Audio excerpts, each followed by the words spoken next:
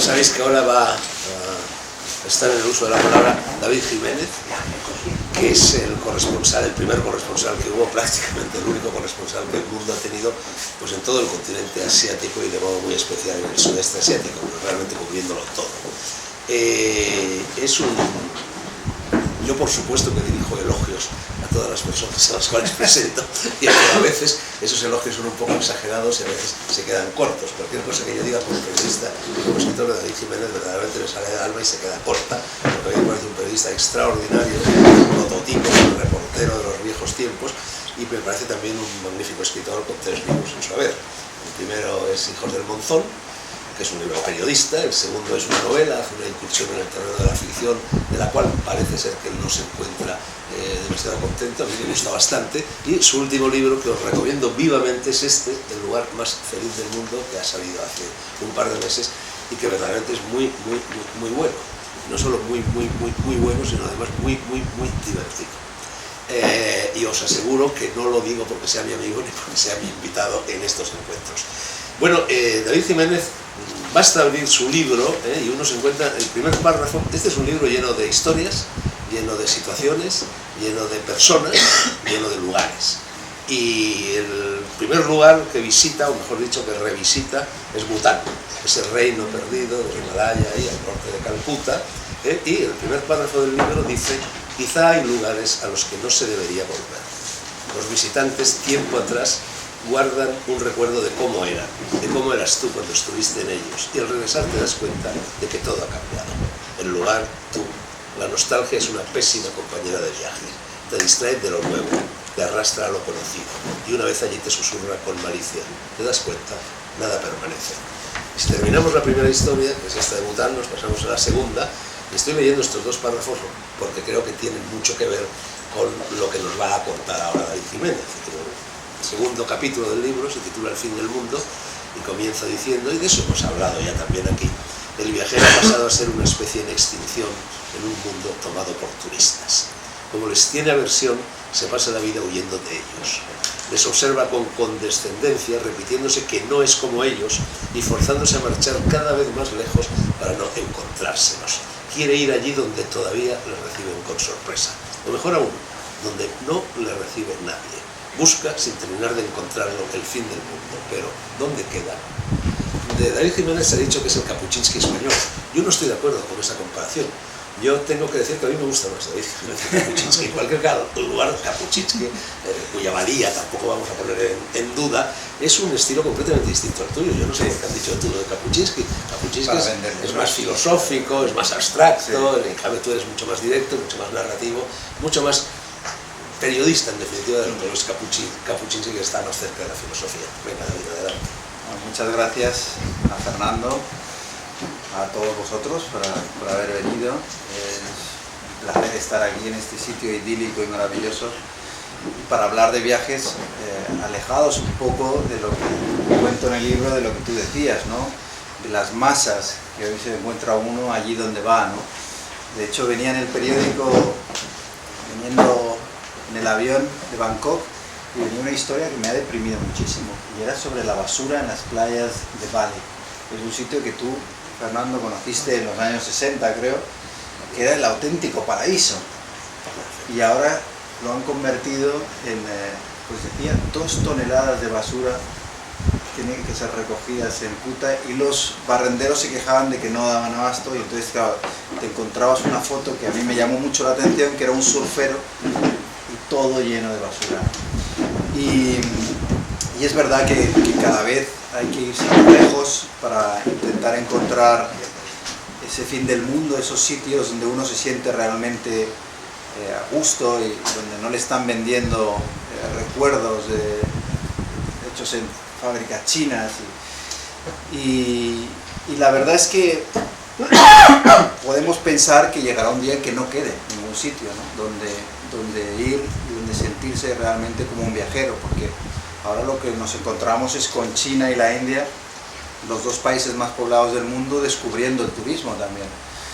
Yo, una de las experiencias más deprimentes que he tenido últimamente, y la cuento en el libro, aunque no todo es negativo en el libro, ha sido mi regreso a Cachemira, ¿no? Que para mí, cuando lo descubrí, hace 13 o 14 años era realmente el fin del mundo y el paraíso, ¿no? Con el lago Dal, las montañas, el Himalaya.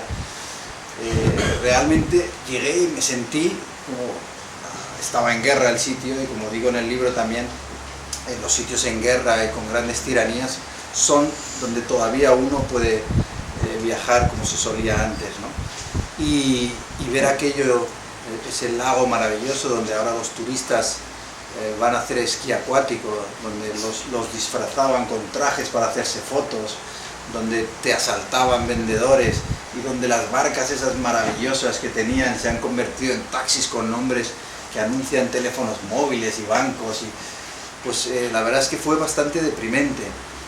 Pero entonces ocurrió algo que yo creo que es muy importante en el regreso.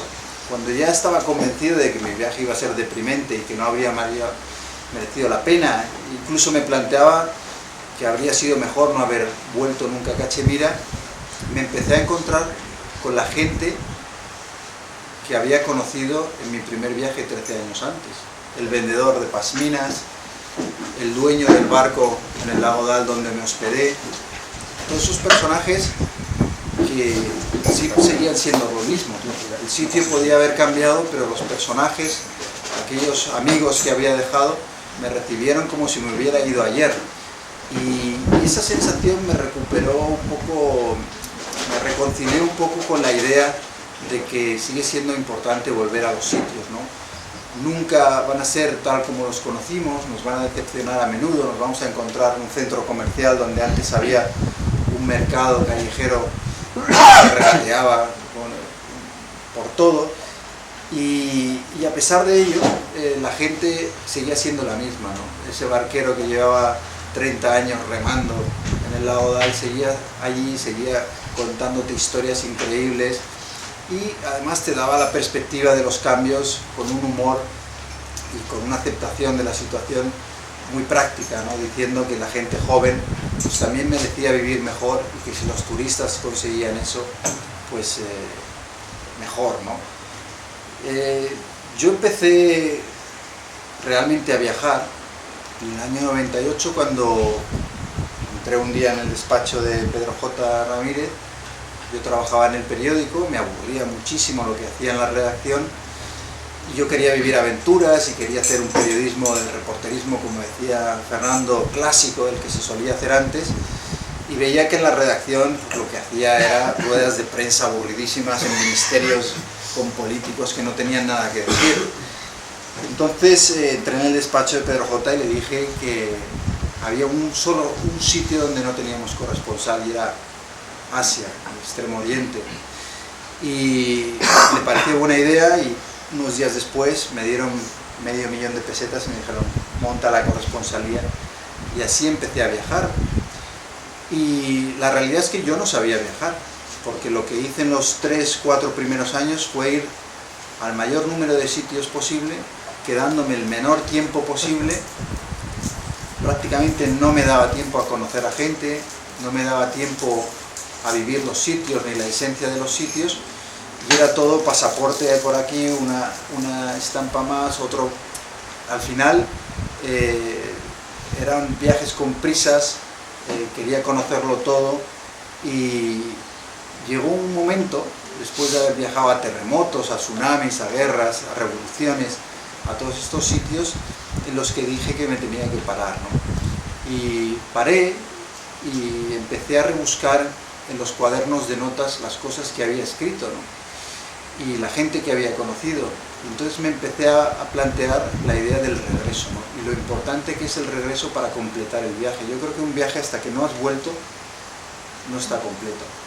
Y yo tenía esa sensación de que había estado en los sitios sin estar, y que necesitaba volver. Entonces, en mi primer libro, Hijos del Monzón, es un libro también de regresos, ¿no? De volver a buscar a un grupo de niños que había encontrado en diferentes sitios, y que quería saber qué había sido de ellos y de los lugares donde los había encontrado.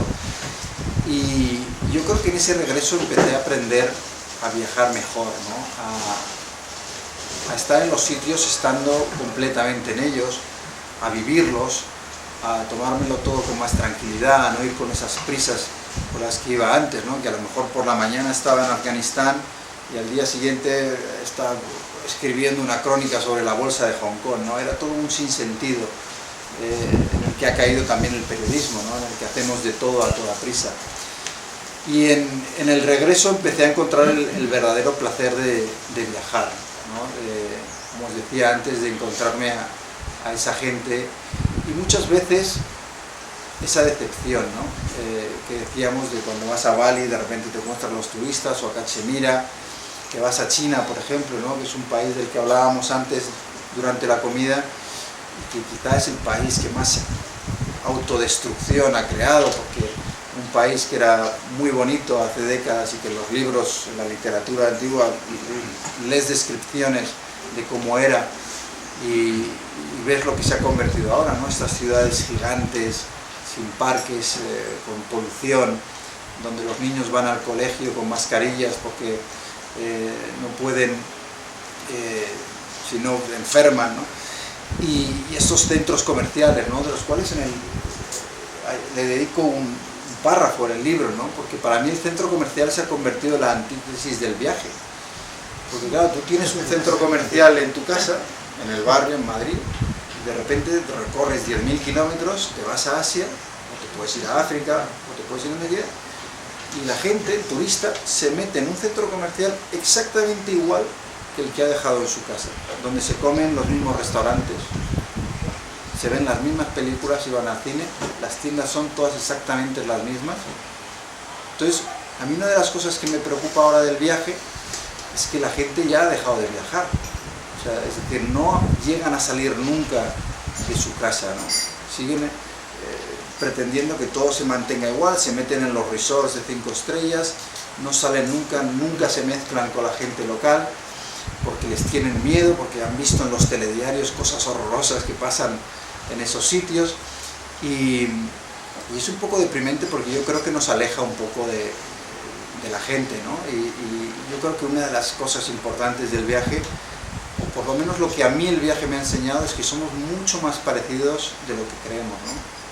Que una madre en Oslo y una madre en Pekín pues quieren las mismas cosas, que las mismas miserias que te puedes encontrar en Wall Street, ¿no?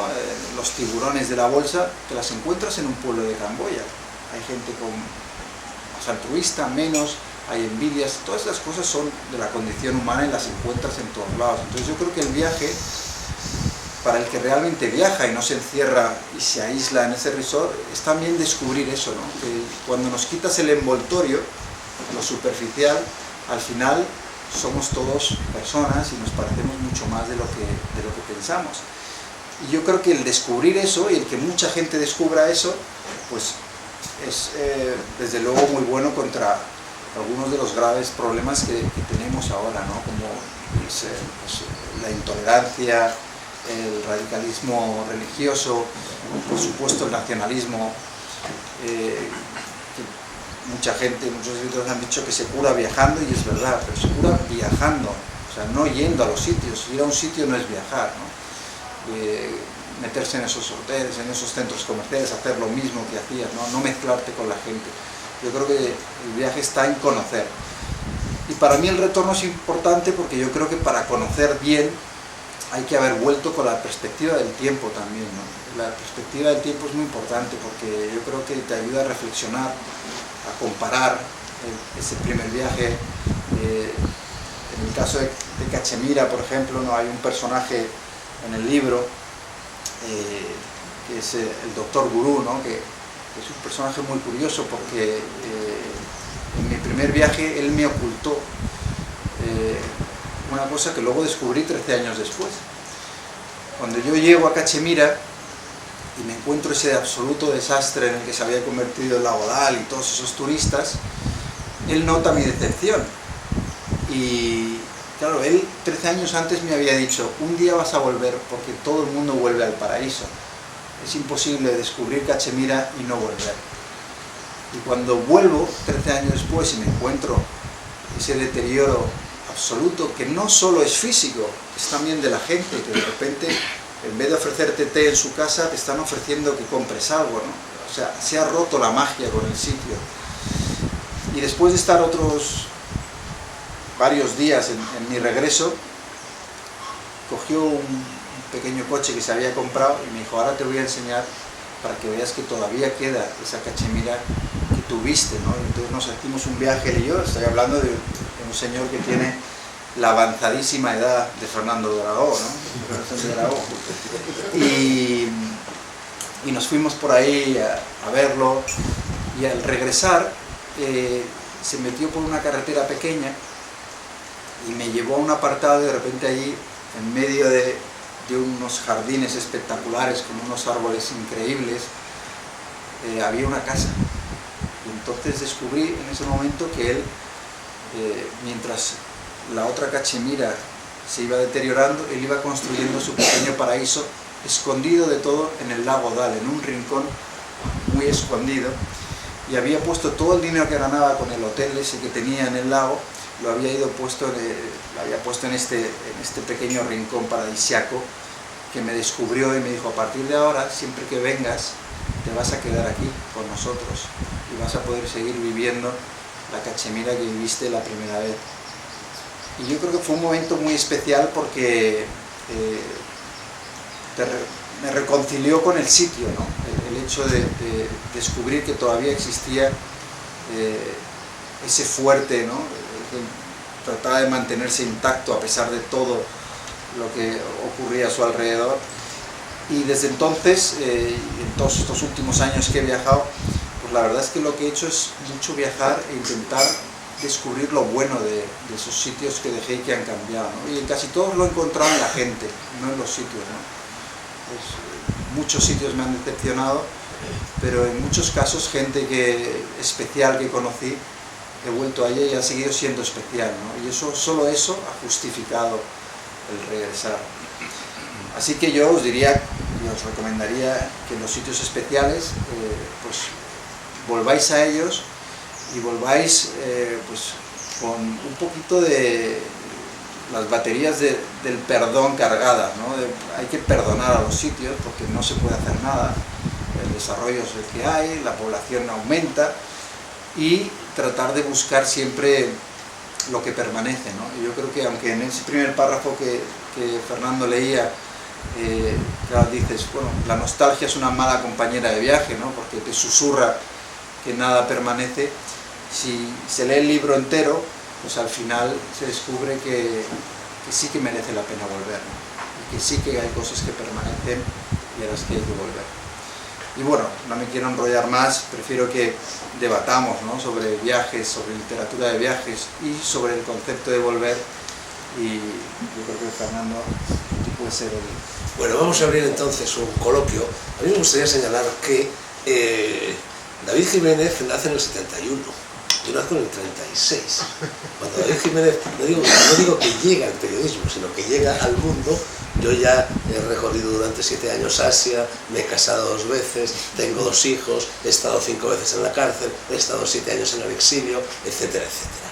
Entonces yo con David Jiménez, la verdad es que yo no sé si él se da cuenta, yo tengo una relación muy especial que se parece un poco a la de esos, el joven y el viejo vaquero que se cruzan en las películas de Peckinpah.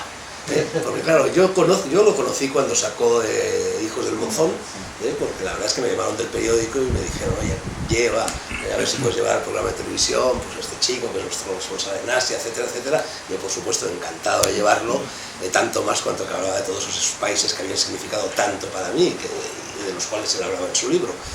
Y entonces, claro, yo tenía esta sensación eso, de que él llegaba al periodismo justo cuando yo estaba apagando mis luces. Me estaba yendo, pero no me estaba yendo del todo, porque de hecho, bueno, aquí sigo, y la verdad es que David y yo nos hemos ido cruzando pues, en distintos lugares, e incluso el momento culminante de ese entrecruzamiento del joven vaquero y el viejo vaquero es cuando se produce el terremoto de Fukushima, el tsunami de Fukushima. Los dos estábamos en aquel momento en Bangkok, y bueno, creo que los dos, cada uno por su camino, hicimos pues lo que tiene que hacer un periodista, que es irse hacia allí. Al contrario de lo que estaban haciendo la mayor parte de los periodistas que estaban allí, que les pillaron allí el terremoto, y que lo que hicieron fue huir de allí. David, y lo cuenta también en el libro, estuvo en Fukushima, vamos, estuvo en el epicentro de los acontecimientos y permaneció allí, sin poderse duchar durante días y días, prácticamente sin comida, sin poderse mover, en una situación verdaderamente límite, y además sometido a este espectro, este fantasma de la radioactividad, y fue prácticamente el único periodista español, por supuesto, y casi de cualquier país de la Tierra que se quedó allí, y que se quedó allí, en fin, hasta que el horizonte empezó a despejarse un poco. Yo también me quedé allí, pero yo no llegué a ir a Fukushima, y además yo estaba viviendo en Japón cuando se produjo todo aquello. Entonces, bueno, pues tenéis ante vosotros un viejo periodista y un joven periodista que en definitiva hacen cosas muy parecidas a lo largo de la vida. Sí.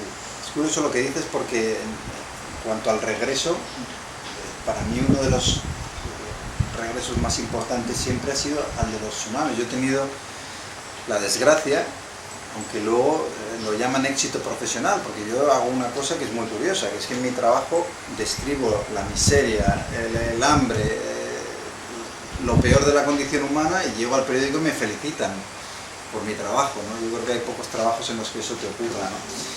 Pero he tenido que cubrir 5 terremotos y 2 tsunamis, y a todos he vuelto, porque no me daba la gana de quedarme con las imágenes de los sitios completamente devastados, destruidos y tal. Al revés, me gustaba volver y ver cómo es verdad que las personas somos capaces de destruir con mucha facilidad, lo vemos en Siria y lo vemos en otros muchos sitios, pero también tenemos una capacidad de levantarnos y reconstruir inmensa.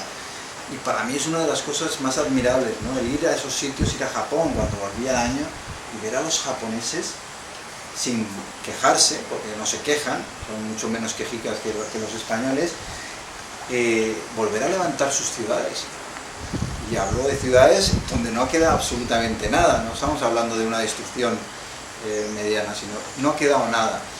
Y volver a empezar otra vez y tratar incluso de hacerlo mejor, ¿no? Que es lo que hicieron en Kobe, por ejemplo, ¿no? En 5 años aquello era mucho mejor de lo que había sido después del terremoto. Y la verdad es que, bueno, yo tengo que decir de Fernando que pues, lo he admirado siempre.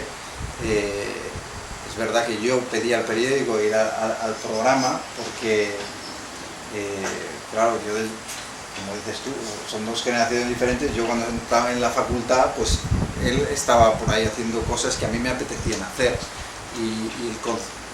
Y la idea, claro, él viajaba cuando en España no viajaba casi nadie. Ahora, yo lo contaba, el periodismo también se ha visto afectado por el turismo, ¿no? Ahora vas a cubrir algo y hay 800.000 periodistas cubriendo, aunque como bien dices, en cuanto hay un poco de peligro, casi todos se marchan. Pero es verdad que somos 2 generaciones diferentes, pero yo creo que con el mismo concepto de lo que es el periodismo, de lo que es el viaje, y de lo que es la aventura y lo que es vivir la vida con intensidad, y yo creo que eso nos acerca, yo creo que eso acorta completamente la edad y nos gusta hacer las mismas cosas, y yo creo que creemos en el mismo tipo de reporterismo literario y de periodismo de ir a los sitios, ¿no? Porque ahora con la época de internet y demás, lo que estamos viendo mucho son periodistas que no se mueven del escritorio. Tú coges internet y claro, tú puedes tienes toda la información del mundo que quieras. Yo puedo estar en Madrid, voy a escribir de Camboya y puedo saber todo lo que están escribiendo los periódicos de Camboya, toda la información de los expertos mayoritarios. Pero si no voy a Camboya, si no hablo con la gente, si no estoy en los sitios, jamás podré coger la esencia de lo que está viviendo el país. Y yo creo que a pesar de eso, de internet y de las facilidades que están haciendo un periodismo muy perezoso, yo creo que sigue siendo fundamental el reporterismo clásico de ir a los sitios y contar las cosas desde los lugares donde suceden. Yo, David, además, no sé si tú tienes la misma impresión, creo que sí. Yo tengo la impresión de que vivimos en un mundo en continua efervescencia, de tal manera que cuando David o yo o quien sea en el mundo del periodismo emprende un viaje, se desata un acontecimiento, casi como si tú lo estuvieras provocando. Yo en algunas ocasiones he llegado a pensar que soy gafe, que traigo los terremotos, las epidemias, las revoluciones, etc. Yo, por ejemplo, pues no sé, recuerdo cuando el terremoto de Kobe, que acaba de mencionar David, cómo estaba yo saliendo hacia Osaka, que es un aeropuerto cercanísimo hacia Kobe, esa mañana, y en la radio del taxi que me llevaba a Barajas me enteré del terremoto. De tal manera que cuando llegué al mostrador de la Lufthansa era el billete que yo tenía, le pregunté bromeando a la chica que atendía, digo, oiga, ¿habrá sitio donde aterrizar? ¿No? Y lo mismo me sucedió pues cuando el famoso Gasarín salía de Tokio, yo el mismo día en que el loco aquel de la verdad suprema de aquella secta puso el Gasarín, y para colmo yo tenía en aquella época un Om, el signo este sánscrito del Om colgado del cuello, que era justamente el símbolo de la secta, la verdad suprema, ¿no? O cuando fui una de las veces que he ido a Israel, pues también me enteré por el taxi yendo hacia Barajas de que acababa de producirse la matanza de la mezquita de Hebrón, donde ametrallaron a 30 y tantas personas. Entonces, realmente el mundo está lleno de historias, el mundo está lleno de personas, el mundo está lleno de eso, de situaciones, de lugares. El mundo es riquísimo, el mundo es un panal de rica miel, ¿no? Como dice la fábula para el periodista. No, eso es así. Yo siempre digo que el momento en el que yo supe que no me había equivocado de profesión es cuando yo me subí a un avión y estaba deseando que lo secuestraran. Yo estaba pensando, si secuestran este avión, voy a hacer... ¿Qué edad tenías? Pues, a lo mejor tenía 20 y pocos, ¿no? Estaba... Y yo decía, pues estoy en la profesión adecuada, porque yo estaba estudiando en la facultad, me cogía un avión y decía, imagínate que lo secuestran, qué historia tan buena voy a contar, ¿no? Entonces, eso me ha pasado ya desde entonces, me ha pasado siempre, ¿no? Que digo, bueno, o sea, que me pase, pero que esté cerca yo, ¿no? Y yo creo que la curiosidad por conocer cosas y contarlas es fundamental, ¿no? En esto, escribas libros, o escribas en periódicos o donde sea.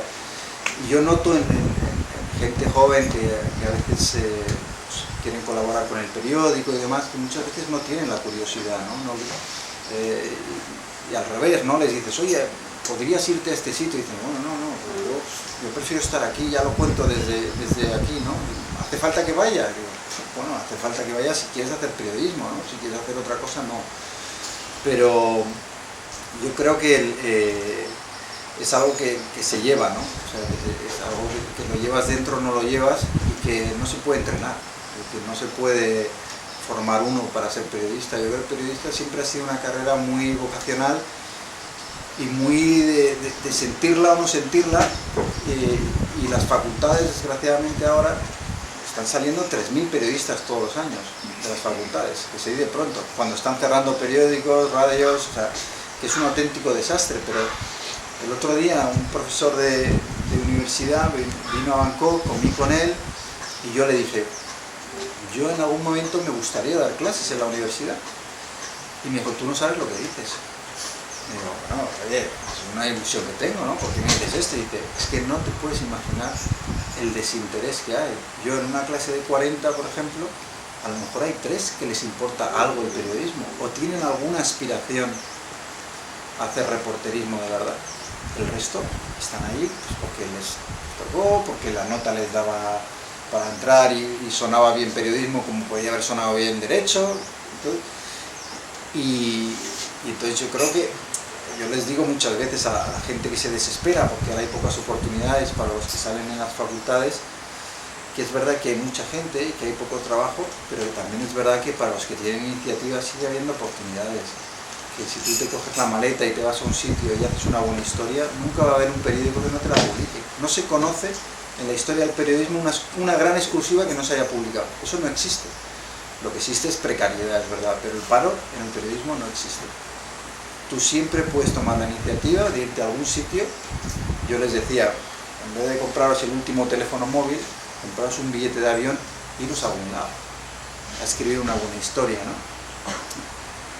Me temo que la mayoría no han seguido el consejo y se han comprado el teléfono. Me ha hecho gracia, David, lo que has dicho acerca del secuestro de avión, porque yo toda mi vida, genio y figura, esto del periodismo es como una adicción que se lleva en vena.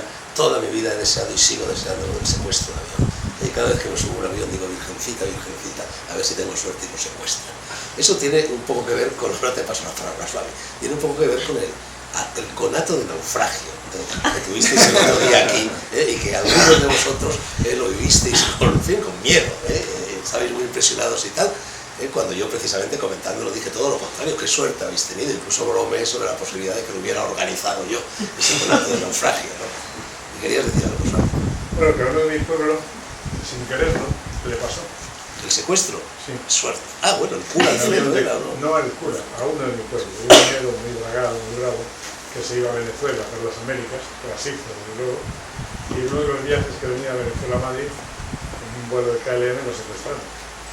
Y él fue el que se hizo cargo, redujo al secuestrador, me estoy cogiéndole de los dedos hacia arriba, en unas manos como una fuerza tremenda de dinero, y lo puso así, lo desarmó, y le dijo al capitán, no se preocupe, usted siga, que déjelo sentado a mi lado. Y usted decía, como que no, el secuestrador así todo el tiempo. Y de hecho, la prueba es que él me mostró una carta de KLM que tendrá todos los billetes que quiera el resto de su vida gratis con KLM. Así es.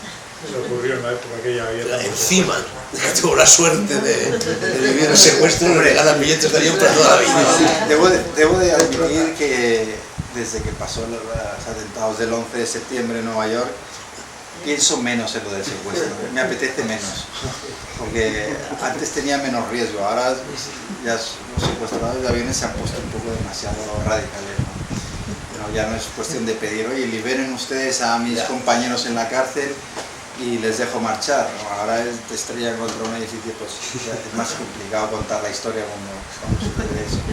Pero sí que es verdad que esa sensación de querer estar siempre y la rabia que uno siente cuando, a mí me ha pasado alguna vez, ¿no? Yo soy de las pocas personas insensatas que en su luna de miel dejó a su mujer tirada para irse a cubrir una guerra. Y luego mi suegra me lo estuvo recordando durante algunos años y todavía estoy pagando el pato y tratando de compensar aquella espantada. Pero claro, yo estaba en Bali y en mi luna de miel y en la isla de al lado, que era Timor Oriental, aquello pues estalló y estaban las portadas de todos los periódicos. Y Pedro J.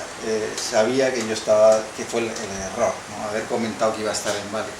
Y entonces venga a llamar, venga a llamar, venga a llamar. Y claro, yo no me atrevía a decirle a mi mujer que lo que me apetecía en ese momento era dar el salto y jugármela en Timor, ¿no? Pero al final fue ella la que dijo, mira, o sea, mejor que te vayas, porque te estoy viendo la cara, la tienes desencajada, o sea, no puedes más de las ganas que tienes de irte y ya compensaremos. Yo es verdad que luego, durante un año, me la llevé de viaje conmigo para compensar aquella espantada terrible que se cuentan hijos del monte. En tantos viajes, en tantos lugares, tienes que haber tenido muchas y muy sabrosas anécdotas. Parte importante del viaje. Muchas de ellas las recogen los libros. Muchas, la verdad es que muchísimas, porque yo creo que una de las cosas que me da pena de esta masificación del turismo y demás es que cada vez va a ser más difícil que te pasen cosas especiales en los viajes, ¿no? Porque todo está más programado y ahora los meten en un autobús, les llevan a todos. O sea, es difícil, ¿no? Yo creo que las cosas especiales te pasan más cuando sales un poco de la ruta, cuando intentas aventurarte un poco. Pues bueno, esto del barco bueno, pues lo pasas mal un rato en el momento y luego lo cuentas y lo cuentas y te apetece contarlo y es una experiencia que guardas y es simpática, ¿no? Yo tengo muchas, en el libro cuento una de Bután que a mí siempre me ha llamado la atención, que fue la de la llave, ¿no? La del... que luego en el segundo viaje habría sido impensable, pero en aquel momento no había casi hoteles y en el hotel yo me dejé la llave dentro de la habitación, entonces bajé a recepción y dije, me he dejado la llave, y dije, no se preocupe usted, ahora mismo le mando a llave de repuesto y espere en la puerta. Subo arriba y de repente, esperando a que llegue alguien por la llave de repuesto, y lo que aparece es un señor de este tamaño, un enano, que mira así, ve un ventanuco que había en el tal, pega un brinco, salta, se mete en la habitación, abre la puerta por dentro, me mira y dice, llave de repuesto para servirle, si le vuelve a pasar me llama. Claro, o sea, es decir, son cosas que fue hace 15 años, pero que estoy convencido que ahora en Bután, porque luego volví 8 años después a Bután, y los hoteles ya eran pues como te los encuentras en cualquier sitio, ¿no? Ya eso es imposible, te dan ya la tarjeta magnética y tal, ¿no? Y al pobre hombre supongo que lo jubilaron, ya no sé qué hicieron con él, pero pero sí que es verdad que requiere eso, ¿no? El viajar independiente, el ser dejar un poco de espacio a la aventura, ¿no? A la improvisación. A mí me gusta improvisar, ¿no?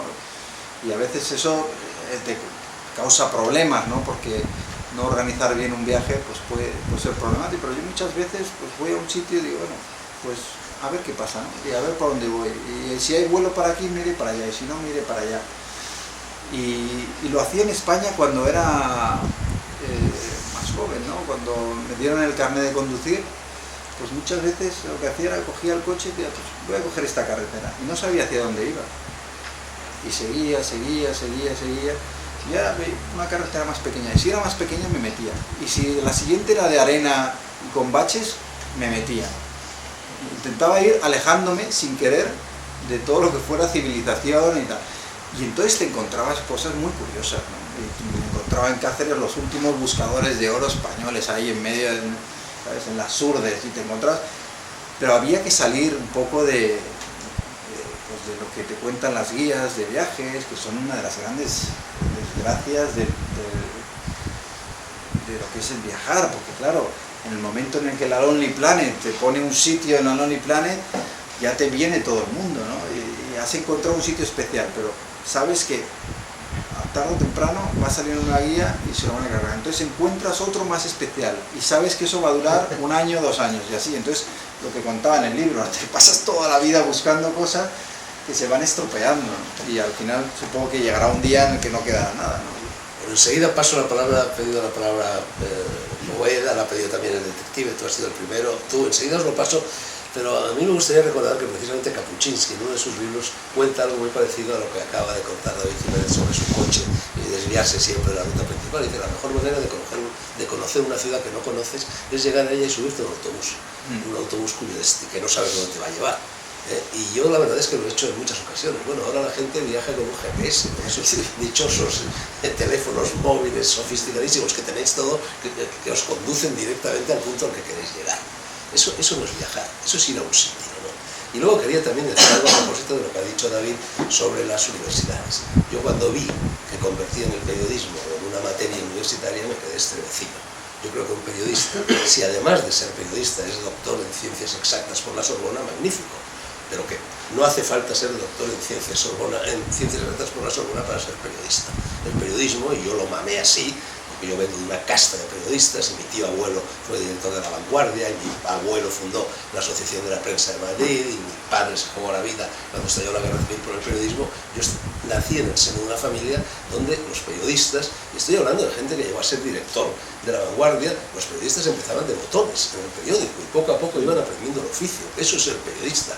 Y como ha dicho David, no hay un solo director de periódico en el mundo, por muy hijo de puta que sea, que si le llevas un buen reportaje no lo publique.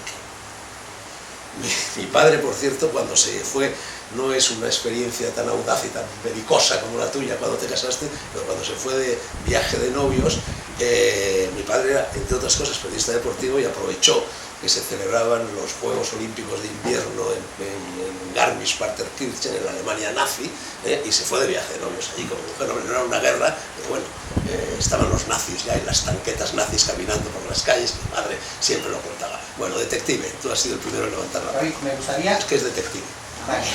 Me Lo gustaría poniendo nombres a todos.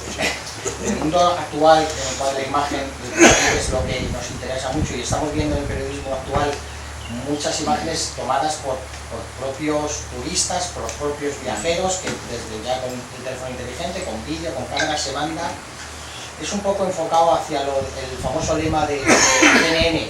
Estás allí, o sea, está pasando, lo estás viendo.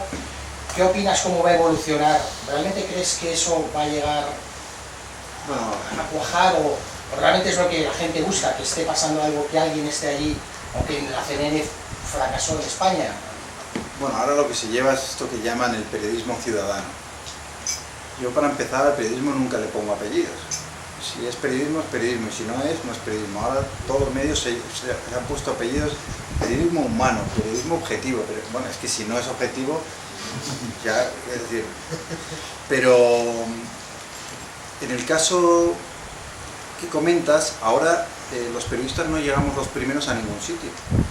Siempre hay alguien con un teléfono móvil que va a hacer la foto antes de que tú llegues, o que va a grabar, o que va a hacer. Es decir, la inmediatez la hemos perdido, es decir, el ser los primeros en llegar. Cuando matan a Osama Bin Laden en Pakistán, la noticia la da un tío que le despierta el helicóptero. Y claro, los periodistas, y a partir de ahí dice, está pasando algo raro aquí, porque hay helicópteros y no sé qué tal. Y a partir de ahí los medios empiezan a sospechar que hay una operación en Pakistán y demás, ¿no? ¿Qué pasa? Que el hecho de que tú tengas un teléfono con una muy buena cámara y tomes fotos no te convierte en fotógrafo. El hecho de que tú grabes a tus hijos en la playa con una videocámara no te convierte en cineasta.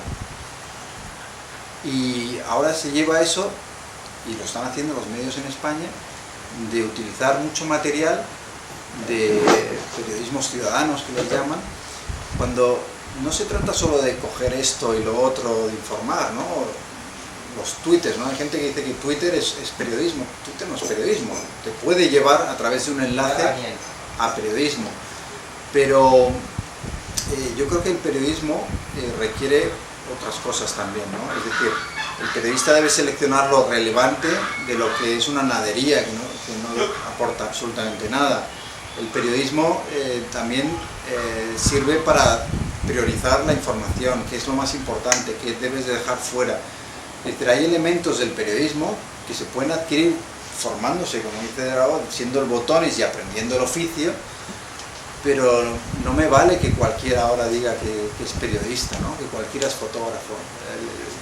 La tecnología ha puesto muy fácil para mucha gente captar cosas que son noticiosas, pero yo creo que sí va a ser necesario que haya periodistas que, digamos, le den un sentido a toda esa información en un producto en el que diga, bueno, esto es prioritario, esto es relevante, esto no es relevante.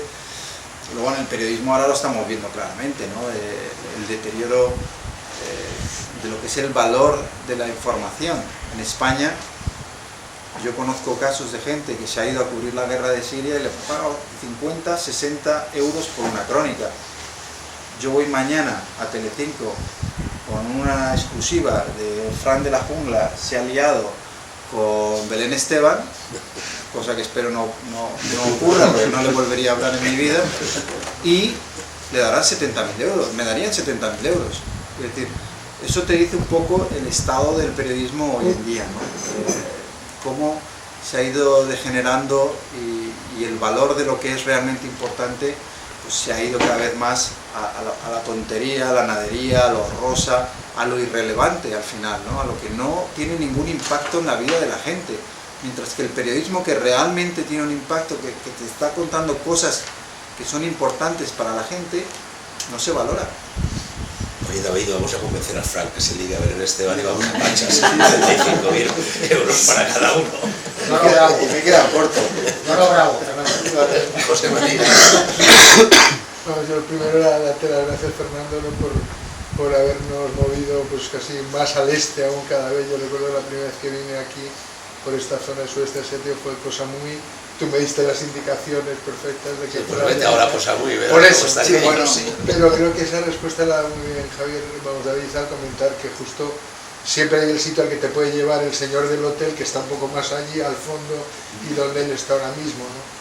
Quiero decir que hay la que yo he visto muy bien contada, y David, muchas gracias, es que realmente pues, las cosas no se repiten, el lugar nunca será el mismo, y lo que caracteriza a la realidad es que está siempre en cambio, como primer asunto, pero que verdaderamente la riqueza viene cuando uno es capaz de centrarse en el ahora de ese momento, expandirlo, estar allí tranquilo, que es la segunda cosa que has comentado, me ha parecido muy impresionante, una cosa es ir a toda velocidad a los sitios, y luego ya cuando empiezas a fajarte verdaderamente con los sitios, ya verlos con los ojos de los locales, entonces al verlo de los ojos desde allí, pues ya se ve de otra...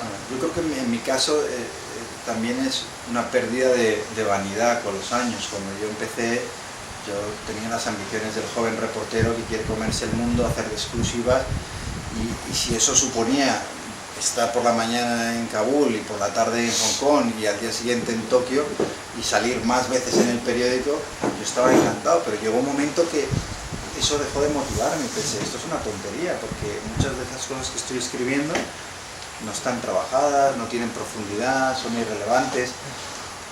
Y poco a poco, según iba curiosamente, yo creo, conociendo más la profesión, se me iba pasando la vanidad de querer salir en el periódico, de ir a portada del periódico. Ha llegado un momento en el que ahora mismo me es absolutamente indiferente, lo cual a veces me preocupa, el hecho de que me sea tan indiferente salir a portada o no. A veces algún jefe me dice, oye, tu historia a lo mejor la damos a portada. Me da igual, es decir, para mí lo importante ha sido el proceso de hacerla, el que yo lo haya disfrutado, no haya ido a toda velocidad y no lo haya trabajado en profundidad, y luego el hecho de que le llegue al lector tal como yo se lo he querido transmitir, ¿no? Porque si a mí una historia va portada, pero me han cambiado el sentido de la historia con un titular que no va, o me han editado el texto y le han cortado un párrafo que para mí es fundamental, pues prefiero que vaya atrás, donde probablemente no te lo toquen, que no que vaya portada, ¿no? O sea, y yo creo que me lo decían con la presentación en Barcelona, me decían, te veo como más calmado, ¿no?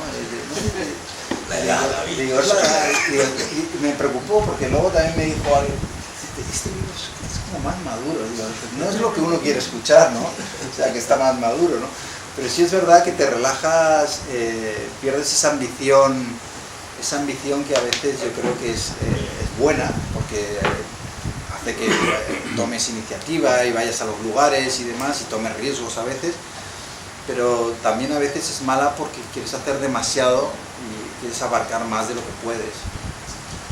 Yo creo que por mi parte decir a David que le propongo como profesor honorario en la Facultad de Medicina del Autónomo, Hombre, que hay este tipo de vivencias, son muy valoradas, que la Facultad de Medicina del Autónomo es la mejor de España y parte del extranjero, y eso nos pone muy contentos. Entonces, pues que ahí pues estáis a lo mejor invitados, encuentras, y con mucho más gusto. interés por el periodismo entre los alumnos de una universidad de medicina que los de una facultad de debo decir que ciencias de la en la información, ¿no? presentación del libro quise que fuera sobre todo a universidades. Fui a la Universidad de Málaga y casi todos fueron universidades, ¿no? En Madrid estuve en 2 universidades, estuve en la Complutense también, y es verdad que lo que decía este profesor es cierto, que hay mucha gente desinteresada, pero yo me encontré también mucha gente, curiosamente chicas sobre todo, muy interesadas en el oficio, que querían ser corresponsales, qué tengo que hacer, que tenían iniciativa. Yo creo que va a seguir saliendo gente muy buena. Tú eres hombre apuesto, que es un valor añadido en lo concerniente al interés de esas chicas, seguro, ¿no?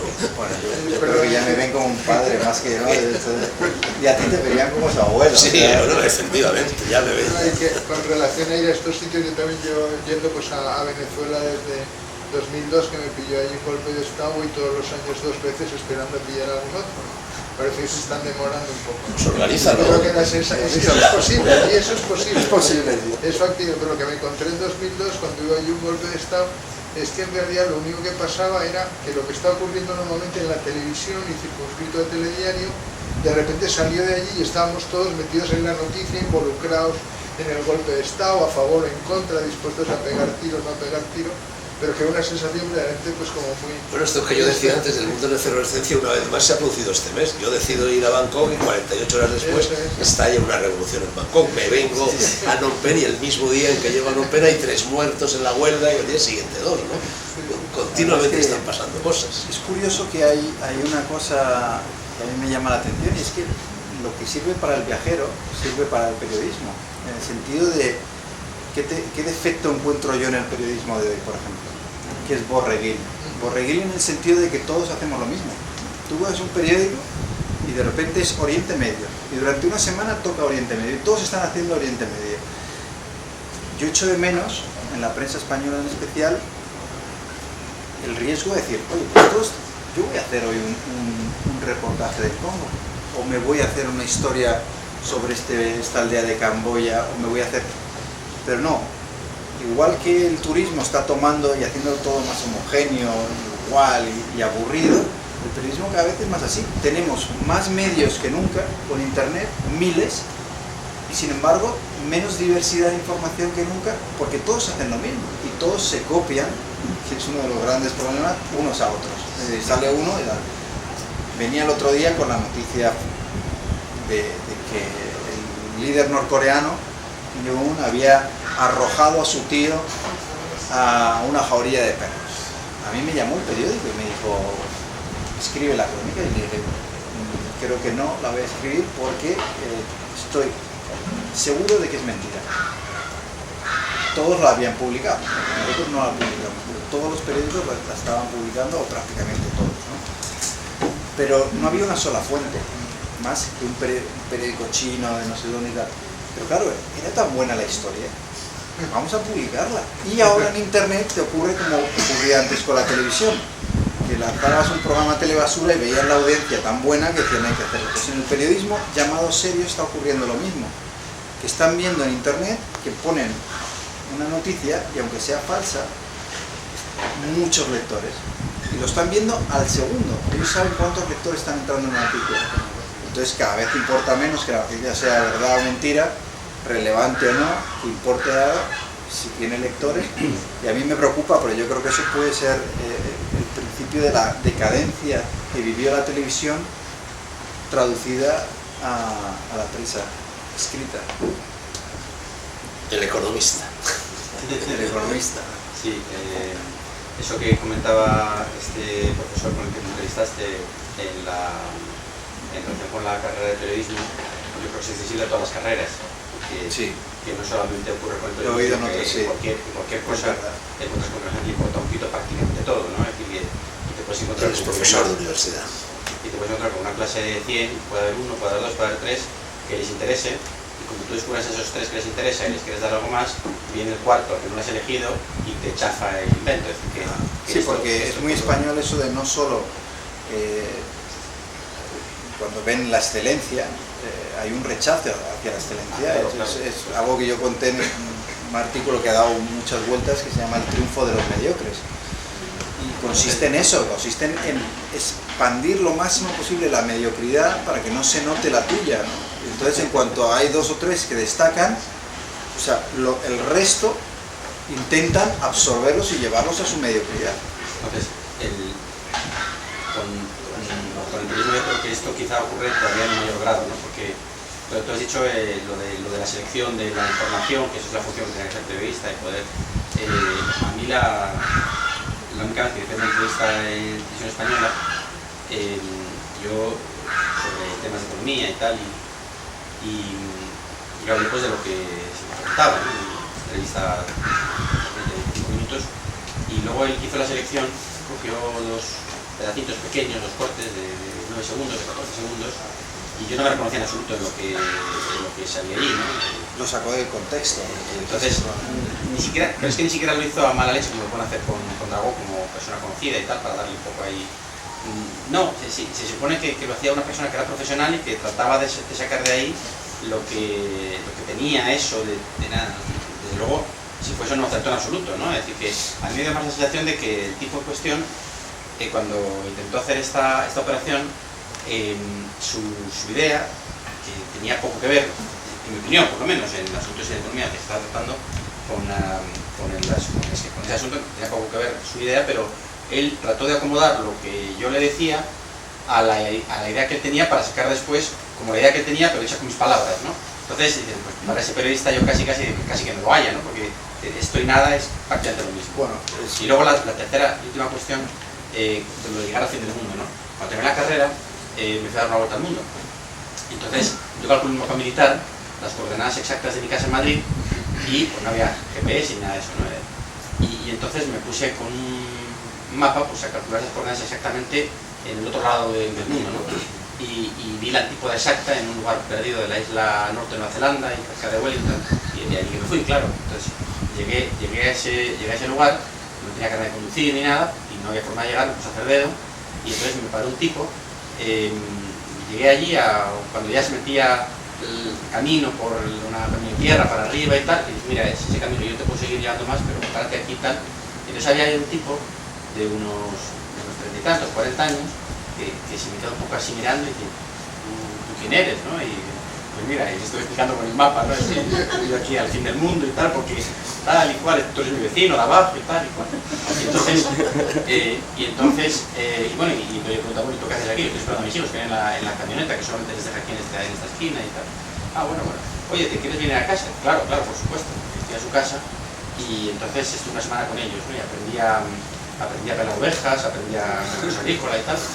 Estuvo bien, ¿no? Eso es un viaje. Pero cuando salí de ahí, salí como un poco compungido, es decir, he llegado al fin del mundo.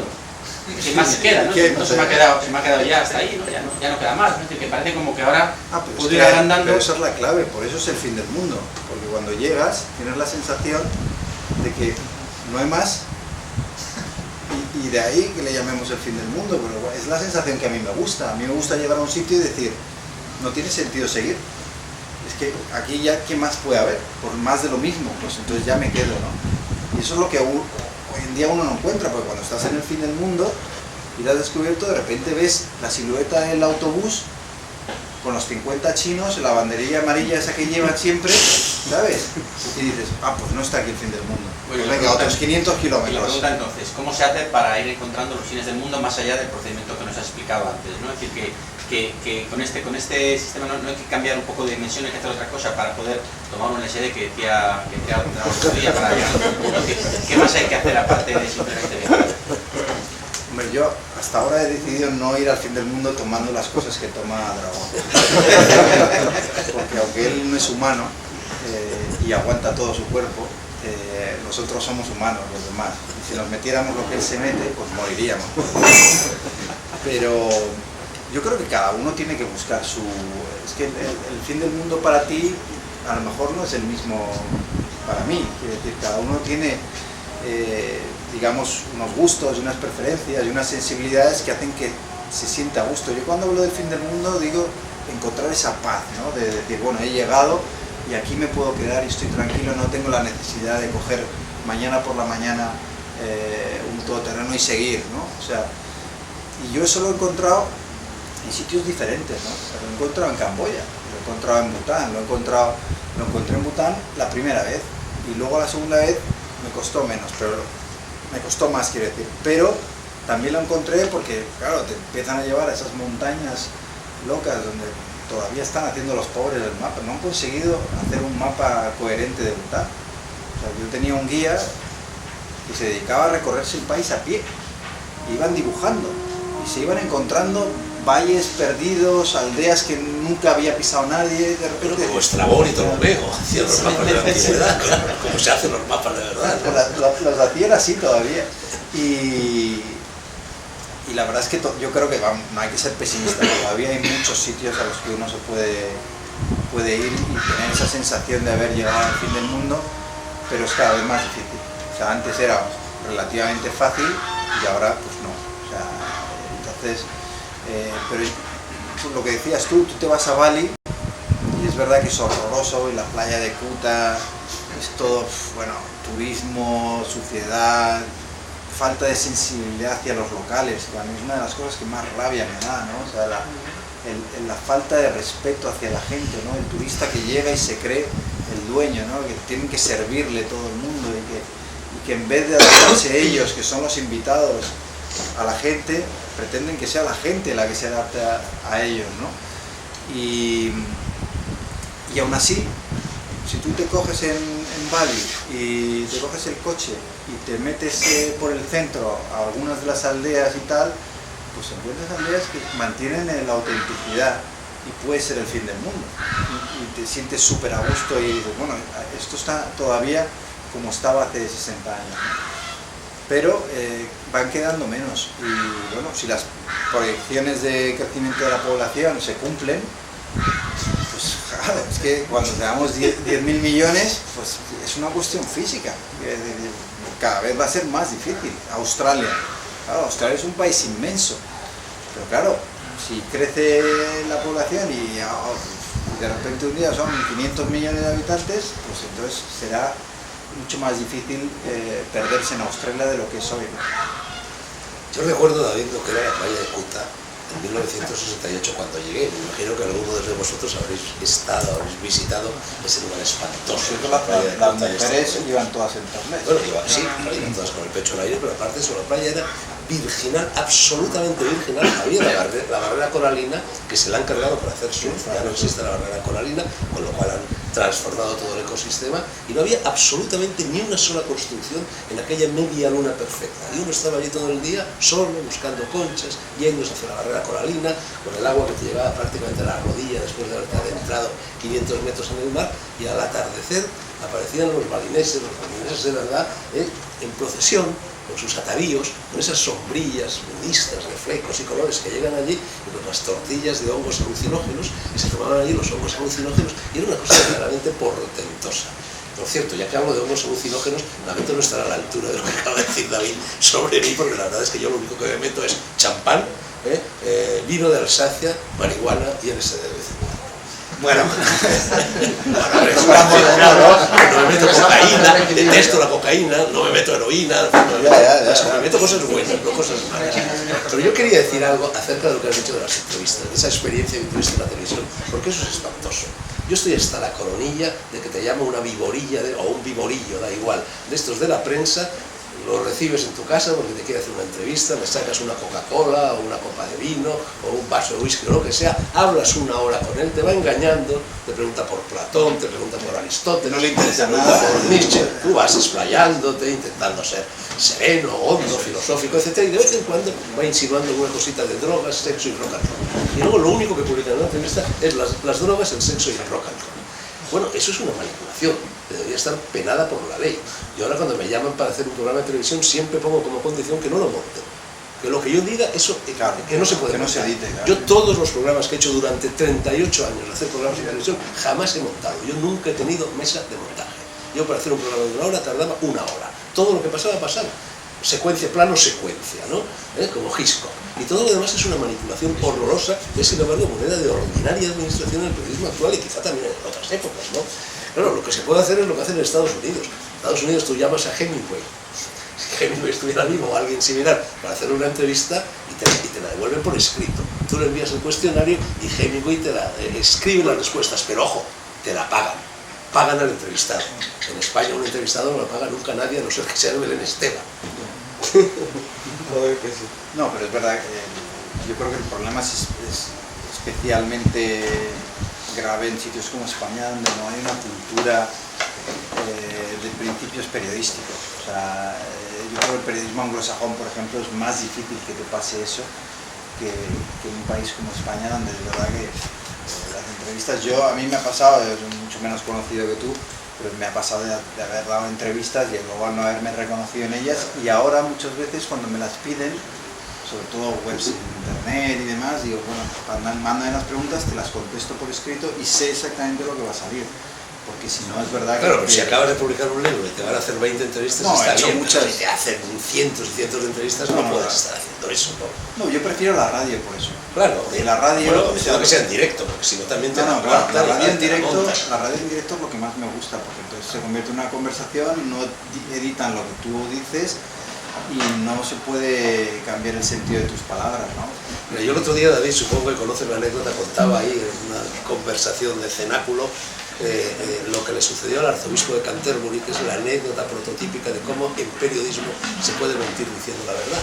En el año 20, por ahí, el arzobispo, es muy divertida la anécdota, el arzobispo de Canterbury, por primera vez en la historia del mundo, decide hacer una visita pastoral a las parroquias de Estados Unidos. Y los asesores del arzobispo le dicen, tenga cuidado, su eminencia, que los periodistas americanos son muy canallas, y cuando le hagan una pregunta, usted lo que tiene que hacer es responder con otra pregunta.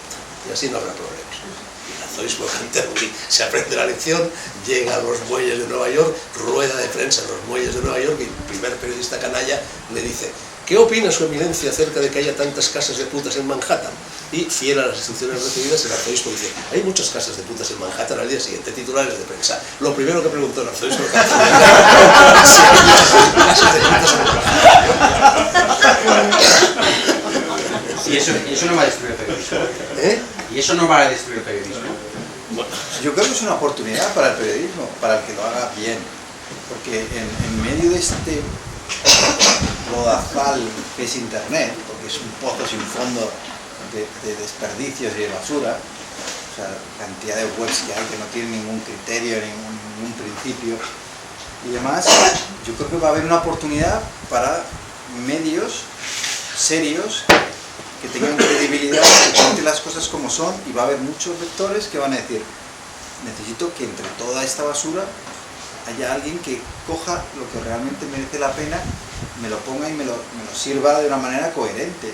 Por eso yo nunca he entendido que cuando llegó la crisis en España, casi todos los periódicos y medios de comunicación en España, lo primero que hicieron fue recortar en periodismo. Lo primero. Cuando en lugares como Estados Unidos, el New York Times, por ejemplo, lo primero que hizo fue redoblar. O sea, el New York Times tiene hoy más corresponsales que ha tenido nunca en su historia, 25. ¿Por qué? Porque se han dado cuenta de que la única manera de sobrevivir no es bajando la calidad para ver si vienen lectores un poco más burros, sino aumentarla para mantener los que tienes, que todavía quieren conocer esa información en profundidad. Y en España se ha hecho una apuesta inversa, que ha sido rebajar el periodismo, rebajar la calidad, echar a periodistas veteranos que saben escribir y saben lo que es hacer un reportaje, y contratar a becarios, que no tengo absolutamente nada en contra de ellos, porque yo lo he sido, y yo creo que hay que contratarlos y darles oportunidades. Lo que no puede ser es que el becario sustituya al tío con 25 años de experiencia que escribe cojonudamente y que se ha hecho 10 guerras y ha cubierto 20 revoluciones, porque la calidad se resiente, y eso es lo que está pasando en España. Tú también has tenido, supongo que sí, claro, la impresión, porque claro, nos quejamos, tú, yo, José María y todos, de cómo llegamos en cabeza y luego vuelves y aquello ha sido devastado por el turismo y por los que han venido detrás. Entonces uno tiene la sensación siempre de que te estás yendo de la lengua, de que estás suministrando una información, y de que con tus artículos, tus reportajes, lo que sea, estás contribuyendo precisamente a profanar esos santuarios, ¿no? Sí, eso es verdad. La verdad es que es curioso, porque claro, la vez que denunciamos que los turistas llegan a los sitios, luego contamos los sitios, ¿no? Y entonces dices, bueno, o una cosa o la otra, o no lo cuentas, o tal, pero claro, yo me fui a Bután y conté cómo era Bután. Claro, cualquiera que leyera el primer artículo que yo escribí sobre Bután, cómo llegó la televisión allí, cómo era el país, dije, uy, qué sitio más interesante, vamos a ir para allá, ¿no? Así que es una contradicción de las muchas que yo personalmente tengo una larga lista de contradicciones, esa es una. Pues ya verás las que tienes cuando alcances mi edad. Sí, se van sumando, pero también es cierto que hay cosas que me guardo. O sea, es cierto. Que hay cosas que me guardo, sobre todo si veo que no son que no tienen un valor informativo de verdad. ¿Tú sabes lo que hago? Las guardo. Doy pistas. Hombre, si es es decir, si es un terremoto, si es una guerra, si es una noticia, sí, periodística, cualquier información, no. Pero si es un lugar de estos maravillosos que has descubierto, doy pistas y lo cuento, pero no digo dónde está. El que quiera que se lo tipo avisado, que sepa entender las pistas, el mapa del tesoro que le estás dando, y que si es merecedor de llegar a ese sitio, que llegue. Fran de la Jungla me decía hace unos meses que él se iba de vacaciones a un sitio maravilloso en Tailandia, una isla. Y entonces yo le dije, oye, qué interesante tal, dime del sitio. Se negó. Le di vino, champán, le hice la pelota. Y se ha negado a decirme dónde está el sitio por mi condición de periodista, pero yo creo que teme que lo vaya a poner en algún sitio y venga la gente detrás. Yo, el mejor lugar de la India es un sitio secreto que no he revelado a nadie, o mejor dicho, he revelado solo a una persona, pero bajo secreto de confesión, y lo ha mantenido, que es Ramiro Calle. Es el mejor lugar de la India. Buscar. Os voy a dar una pista. Os voy a dar una sola pista. Una isla fluvial. Aquí que no te escucha nadie, puedes decir. No, aquí que no me escucha nadie. No está funcionando el aparatito este. No lo digo. No es noticia, es paraíso. No se informa sobre Rajasthan, el centro de Rajasthan, un centro espiritual bestial. Bueno, vamos acercándonos. Esto que yo he dicho no está en Rajasthan, ni mucho menos. Oye, ya estoy diciendo cosas. Venga, poco a poco, que entre todos se nos acabó. No, se acabó. Venga, otra pregunta. La verdad es que está bien que se mantengan esos sitios. Sí. Yo, si no es noticia, me los guardo. Sitios que he descubierto, y hay muchos, que viajando me han sorprendido y me han gustado, y he dicho, bueno, no voy a poner nada de este sitio, pero no aporta nada al reportaje, y en cambio sí puede hacer Bueno, yo creo que los viajeros somos como una especie de sociedad secreta, que nos vamos susurrando un poco al oído. Realmente este sitio a mí me lo descubrió José María Poveda, porque entre José María Poveda y yo hay una simbiosis por la cual él descubre sitios. Es muy bueno para descubrir hoteles, y yo soy muy bueno para descubrir restaurantes. Yo le paso información sobre los hoteles y él me pasa sobre los restaurantes y él me pasa información sobre los hoteles. Y claro, es un sitio que lo descubrí gracias a ti, pero hete aquí que ya he organizado este curso, que le he dedicado áreas dragolandias, el blog del mundo, etcétera, etcétera. Vivirlo es muy Bocazas importante, que ¿no? somos, ¿no? Pero vivirlo es muy importante, y sobre todo cómo esté uno en ese presente del momento que está allí, no cómo está luego, después, ni cómo estaba solamente antes, no sé cómo se vive la hora en los sitios. No digáis nada de este sitio, digo. No, la India es muy grande. O sea, No digo el de la India, digo de este. De este. Bueno, este yo creo que es conocido. No sé si yo no había estado. No es conocido. conocido. Tú lo conocías, No, ¿no? yo Y no. llevas 15 años danzando por aquí. No lo conocía. Pero está en la Lonely Planet. De top selección. De top selección está este. Si está en el Planet ya. Bueno, mira, no me hables de la Lonely Planet, porque yo tengo que reconocer que cuando empezaron a aparecer los primeros volúmenes de la Lonely Planet lo agradecí. Las tengo Porque todas. no solo te tienes todas, sino que tienes las mías. También. Tienes 8 o 10 mías que te voy depositando para no traerlas y llevarlas a los pesos aviones, que a ver si me las devuelves algún día, por cierto. Pero claro, yo ahora la Lonely Planet la maldigo, la sigo utilizando, porque qué duda cabe que te lleva a lugares que no encontrarías con facilidad por tus propios pies, pero la verdad es que por culpa de la Lonely Planet los malditos mochileros han llegado a todos los lugares hermosos de la Tierra. Pero ahora es más que la Lonely Planet, es internet. O sea, Sí, bueno, también está en internet la Lonely. TripAdvisor, Sí, todos sí, esos webs, sí, sí. luego los foros de viajeros donde los viajeros van se contando sí. todo, y eso va trasladándose cada vez más, y luego los precios suben porque hay más gente va para allá, y la verdad es que quedan pocos secretos ya, me temo. Pero bueno, ya veremos. Yo soy más pesimista que tú, yo creo que no queda ninguno. Ninguno. Bueno, exagero, ¿no? Alguno queda por ahí. Donde ha ido El Fran. Polo Norte, el Polo sí, Sur. El de Frank, por Pero ejemplo. yo creo que Fran dio Bueno, una eso sí, pista el otro claro. día, de esa Una isla. selva, sí. Hombre, si tienes Porque- el espíritu aventurero de Frank, seguro que hay. Sí. Lo que pasa es que tienes que llevar el antídoto.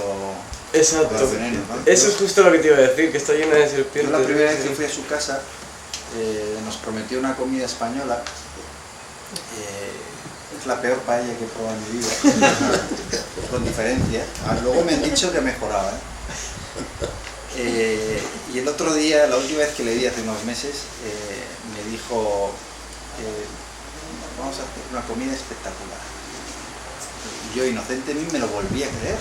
Y cuando llegué ahí, había comprado unos sándwiches del 7-Eleven, que según él es la mejor comida que se puede comer en Tailandia, que le habían costado, no sé, €1 o una cosa así, y me lo sirvió muy... Y luego sacó una botella de champán. O sea, que era sándwich de 7-Eleven con botella de champán. Y digo, pero bueno, pero es verdad que él sí que encuentra fines del mundo cuando se va a la jungla. Pues es un fin del mundo que está a 10 metros, basta que te adentres un poco en la floresta y ya estás rodeado por... Pero en aquella comida primera de la paella, aquella que nos dio, claro, yo en un momento quería una cerveza, ¿quieres una cerveza? Porque algo de beber, mira a ver qué hay en la nevera. Abrí la nevera y eran todo botellitas Venenos, de antídotos. O sea, ahora para si las parece lo de serpientes. su coche está lleno Y de luego- productos contra las serpientes, ¿no? Claro, luego no me sorprendió Tiene los cuando brazos fui acribillados al baño y por me verduras. encontré una pitón enroscada en el retrete, pensé que tenía sentido, claro, que tuviera antiveneno. Bueno, a lo mejor era para que te devorase la materia fecal. Pero no, lo digo porque cuando llegué a Goa, siempre en aquellos años, poco después de que hubieran llegado los Beatles y Maya Farrow, entonces en las playas de Goa lo único que había era parafitos. Y entonces los parafitos eran muy elementales y fui a uno de estos parafitos, conocí a un grupo de hippies, entrené, y en un determinado momento pues tuve ganas de hacer de vientre y pregunté que dónde estaba y tal, y me dejaron allí. Entonces llegué y era un entarimado con un agujero en el suelo. Bueno, puse en cuclillas, hice lo que se suele hacer en esas ocasiones y de repente oí un gruñido debajo de mis posaderas y era un cerdo que estaba atado debajo del palafito y que según ibas depositando las heces se las iba zampando, con lo cual todo esto era limpísimo, ¿no? Y a lo mejor el pitón de... Hombre, mejor un cerdo que una serpiente. Se podía haber hecho un jamón de calidad. No sé, a mí me pasó lo mismo, pero Antonio me pasó lo mismo, pero en tierra, y que fue que ir al segundo día, al sitio donde había sido el primer día, porque aquello estaba limpio y perfecto. Y en ese momento, pues cuando me disponía, pues ya escuché al cerdo viniendo y dije, ah, es el sistema, ¿no? Pero yo cuando vi el gruñido pegué un salto que casi me dejó la sesera en el techo, vamos, ¿no? Pues hay dos sitios ahora No donde... Los sitios donde se En Goa, puede- sí, pues es cultura portuguesa, claro, el vindalo es el plato típico de Goa. Tú que dices el jamón, claro, el cerdo, precisamente. Yo creo que de los sitios que dices donde quedan secretos, yo creo que son tiranías muy bestias o lugares en guerra, donde no quiere ir nadie y se han conservado. Y uno de los que a mí me da más pena de que se está acabando es Birmania. Eso es Birmania. Sí, Porque Birmania es esa contradicción de que durante 60 años está bajo una dictadura brutal y se mantiene todo como si nada. Los que escriben a máquina en las calles, la gente con los también lo paleros, cuenta, sí. que lo cuenta ahí. Pero claro, tampoco le puedes desear, porque eso es un poco egoísta de viajero. Bueno, decir, oye, pues defensa propia. que sigan sufriendo la dictadura esa tan brutal para que tú cuando vayas tengas un sitio en el que te sientas como un viajero. Yo el otro día yo decía casi aquí- prefiero que Bueno. se acabe la dictadura esa que tenían y claro, lo malo es si esa dictadura se convierte en una cosa peor, que todo puede pasar. Pero Se convierten en Shanghái. pero en 2 o 3 Mejor años, la dictadura. pero los 2 últimos 3 años sí se Es que ha sido un horror en estos cambió 2 una años. barbaridad. Sí, las dos ciudades más grandes, Mandalay y Rangoon, están llenas de motos. Con lo Sí, cual sí, hay una no, boina ya, de ya. porquería. No, que no es lo tráfico, y luego es esta cosa que yo creo que los occidentales deberíamos ser condenados a no sé qué castigo, ¿no? Por haber conseguido trasladar lo peor de nosotros mismos a sitios como Oriente y tal, ¿no? Decía antes el centro comercial, Sí, pero no con una solo. cooperación entusiasta por parte de los locales que Total. inmediatamente han asimilado Total. todo lo malo que le llevábamos. Totalmente, pero es decir, de las cosas buenas que algunas tenemos, notas que no. Es decir, no hay una sociedad civil en muchos de estos países, no hay cosas que nosotros a lo largo de 200, 300 años, no es el caso de España, hemos conseguido construir. Y en cambio, se han hecho superfans del centro comercial, del atasco, del coche de la policía, es decir, todas esas cosas que realmente nosotros ya hemos tenido la experiencia de que son malas y podían no haberlas escogido, pero las han escogido y las han abrazado con pasión, o sea, Bueno, la depravación natural de la condición humana, que como tú has dicho es igual en todas partes. O sea, sí, no, el de Bangkok a mí me tiene horrorizado, yo casi una década viviendo allí. ¿Cuántos centros comerciales más se pueden construir? muchos, ya verás. Es que es increíble. Y luego vas y dices, ¿pero quién compra? Yo creo que nadie compra. La gente va a pasear. Porque el plan del fin de semana en Bangkok de los tailandeses es ir al centro comercial. Yo estoy convencido de que son lugares de blanqueo del dinero del narcotráfico. Como los duty free, esas tiendas elegantísimas que hay en todos los aeropuertos, con unas chicas, unas dependientes guapísimas, ropa carísima, están siempre vacías. Mantener eso es carísimo y nunca venden nada, nunca se ve un cliente dentro. Uno se pasea por la calle Serrano en Madrid y todas las tiendas de las grandes figuras están siempre también vacías, o en la Quinta Avenida o en Ginza de Tokio, ¿no? Lo que pasa es que cuando Tiene venden... sentido lo que acabas de ¿Eh? decir. Que tiene sentido. Seguramente tiene sentido, vamos, Seguro seguro que que hay. broma, pero... No, en Bangkok, sin duda, bueno, es dinero de la corrupción. Muchos de estos centros comerciales y demás vienen de familias que están, claro. Y con los hoteles pasa lo mismo. Enfrente de mi casa hay un hotel pequeño. Yo jamás he visto un huésped ahí. Y están encendidas todas las luces, ¿eh? O sea, está como si ya hay empleados, ya no hay... Digo, pero ¿cómo es posible? Podemos terminar con dónde está el cementerio de chinos de Madrid. Ya. Claro, también. Pero tú me has oído mil veces alabar esos benditos militares, dictadores de Birmania, que gracias a ello A tú y yo, han permitido que personas como tú y yo hayamos llegado a conocer ese país cuando todavía estaba intacto. Yo el otro día decía que, me imagino que con cierto escándalo por nuestra parte, que yo soy un viajero amoral. No soy un viajero inmoral, pero sí soy un viajero amoral en el sentido de que yo no viajo para arreglar el mundo. Oye, que lo arreglen ellos, que lo arreglen los birmanos. Yo soy un viajero y busco los lugares mejores para un viajero. De la misma manera que una hormiga busca el alimento el mejor alimento que está al alcance. Sí, lo que pasa es que si en mi caso Birmania es uno de los países que más he cubierto desde que llegué, siempre me fascinó.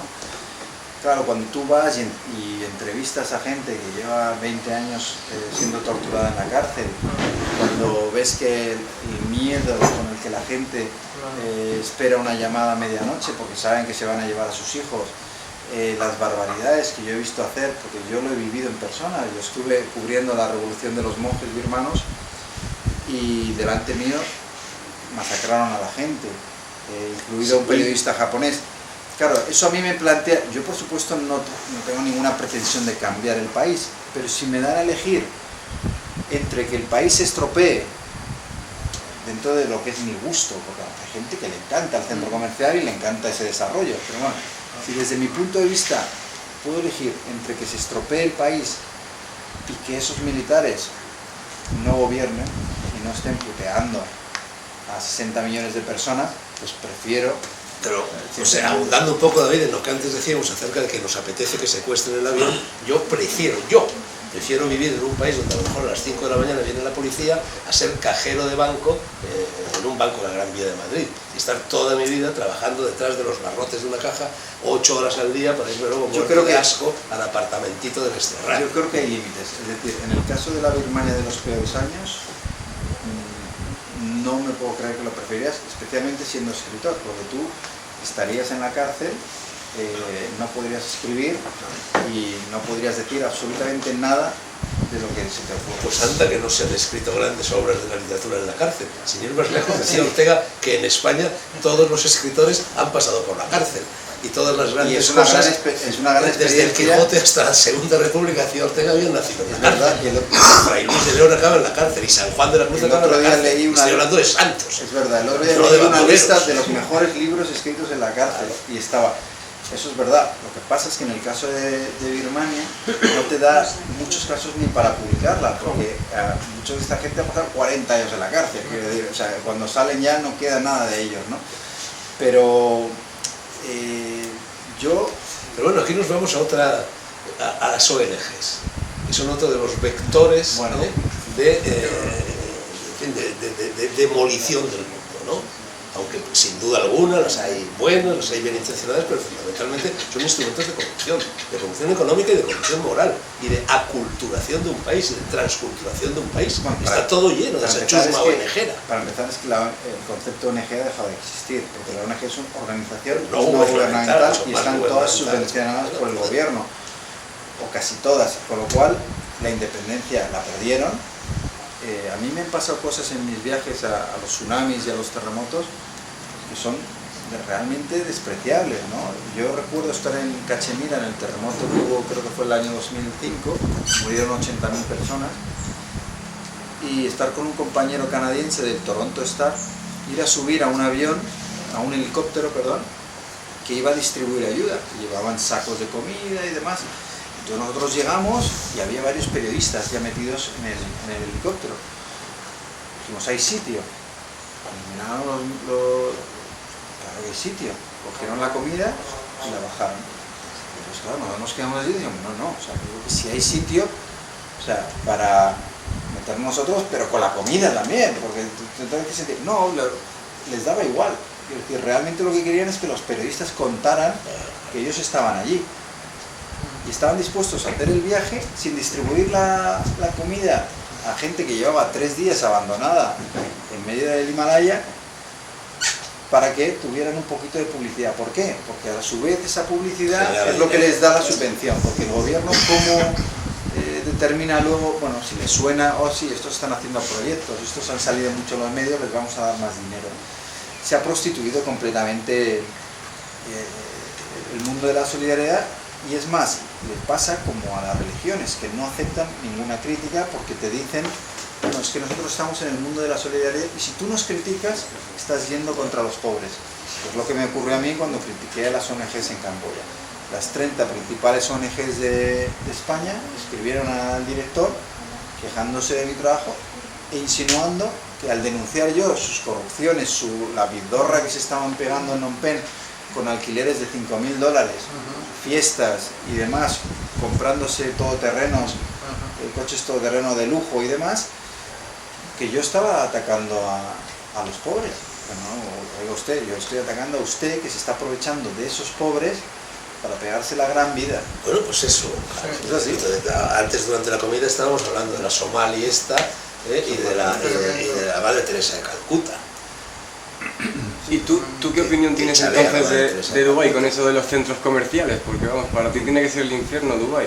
Dubái no me gusta. Además ahora tiene el centro más grande del mundo, Dubái, todos los rascacielos. he ido bastante porque en una época para ir a Afganistán necesitaba ir primero a Dubái y gestionar el visado allí. Y me horroriza porque es un desierto con centros comerciales. Es coger un desierto y poner centros comerciales. Y todo es artificial y nada te parece real, ¿no? Y luego, una cosa curiosa, luego el 90% de la población son extranjeros, o sea, no tienen ni siquiera una esencia propia, porque como es todo extranjeros, pues, bueno, es el cáncer también de los países a los que les cae el petróleo y ya no tienen que volver a hacer nada, ¿no? En su vida, ¿no? Yo creo que lo que mejor le podría venir al Oriente Medio mañana es que se les acabara el petróleo, porque entonces tendrían que empezar a construir sus países. No sería simplemente abro el grifo, me caen los millones y hago con ellos lo que Bueno, quiero. ya se les acabará algún día, ¿no? No lo veremos nosotros. No lo veremos, no. De todas maneras, volviendo a esto de las ONGs, y ya se ha dicho aquí, evidentemente que hay ONGs honradas. El propio José María Poveda colabora, inspira y fecunda una ONG. Pero yo hablaba de las misiones católicas. Es verdad que los misioneros llevan a cabo una gran labor y que generalmente no hay corrupción entre ellos. Solo que yo no soy un misionero, yo soy otra cosa, yo soy un viajero. Es que los misioneros cumplen su función. Yo no voy a cumplir la función de los misioneros. No. O sea, yo creo que pretender cambiar los sitios... Eso sí, voy a ayudar al Señor con el que me encuentre en un determinado momento, ¿no? Y nosotros a nivel individual, de forma concreta, pero nada más. La pretensión de cambiar los sitios siempre acaba mal. Siempre. Lo estamos viendo hoy en día en Irak, Afganistán y demás, ¿no? En Afganistán nos hemos tirado 10 años, los aliados, 20 y pico países, ocupando Afganistán.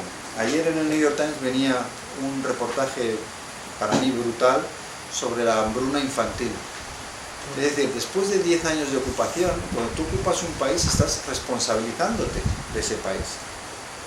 Pues niños se mueren de hambre, ¿no? Y los talibán han desaparecido, siguen ahí. Y has conseguido cambiar la mentalidad o la cultura que hace que las mujeres sean tratadas como peores que cualquier animal. No las has conseguido cambiar. O sea, los países o cambian ellos mismos a través de ellos mismos, o es imposible. Tú no puedes imponer el cambio en una sociedad, ¿por qué no? O sea,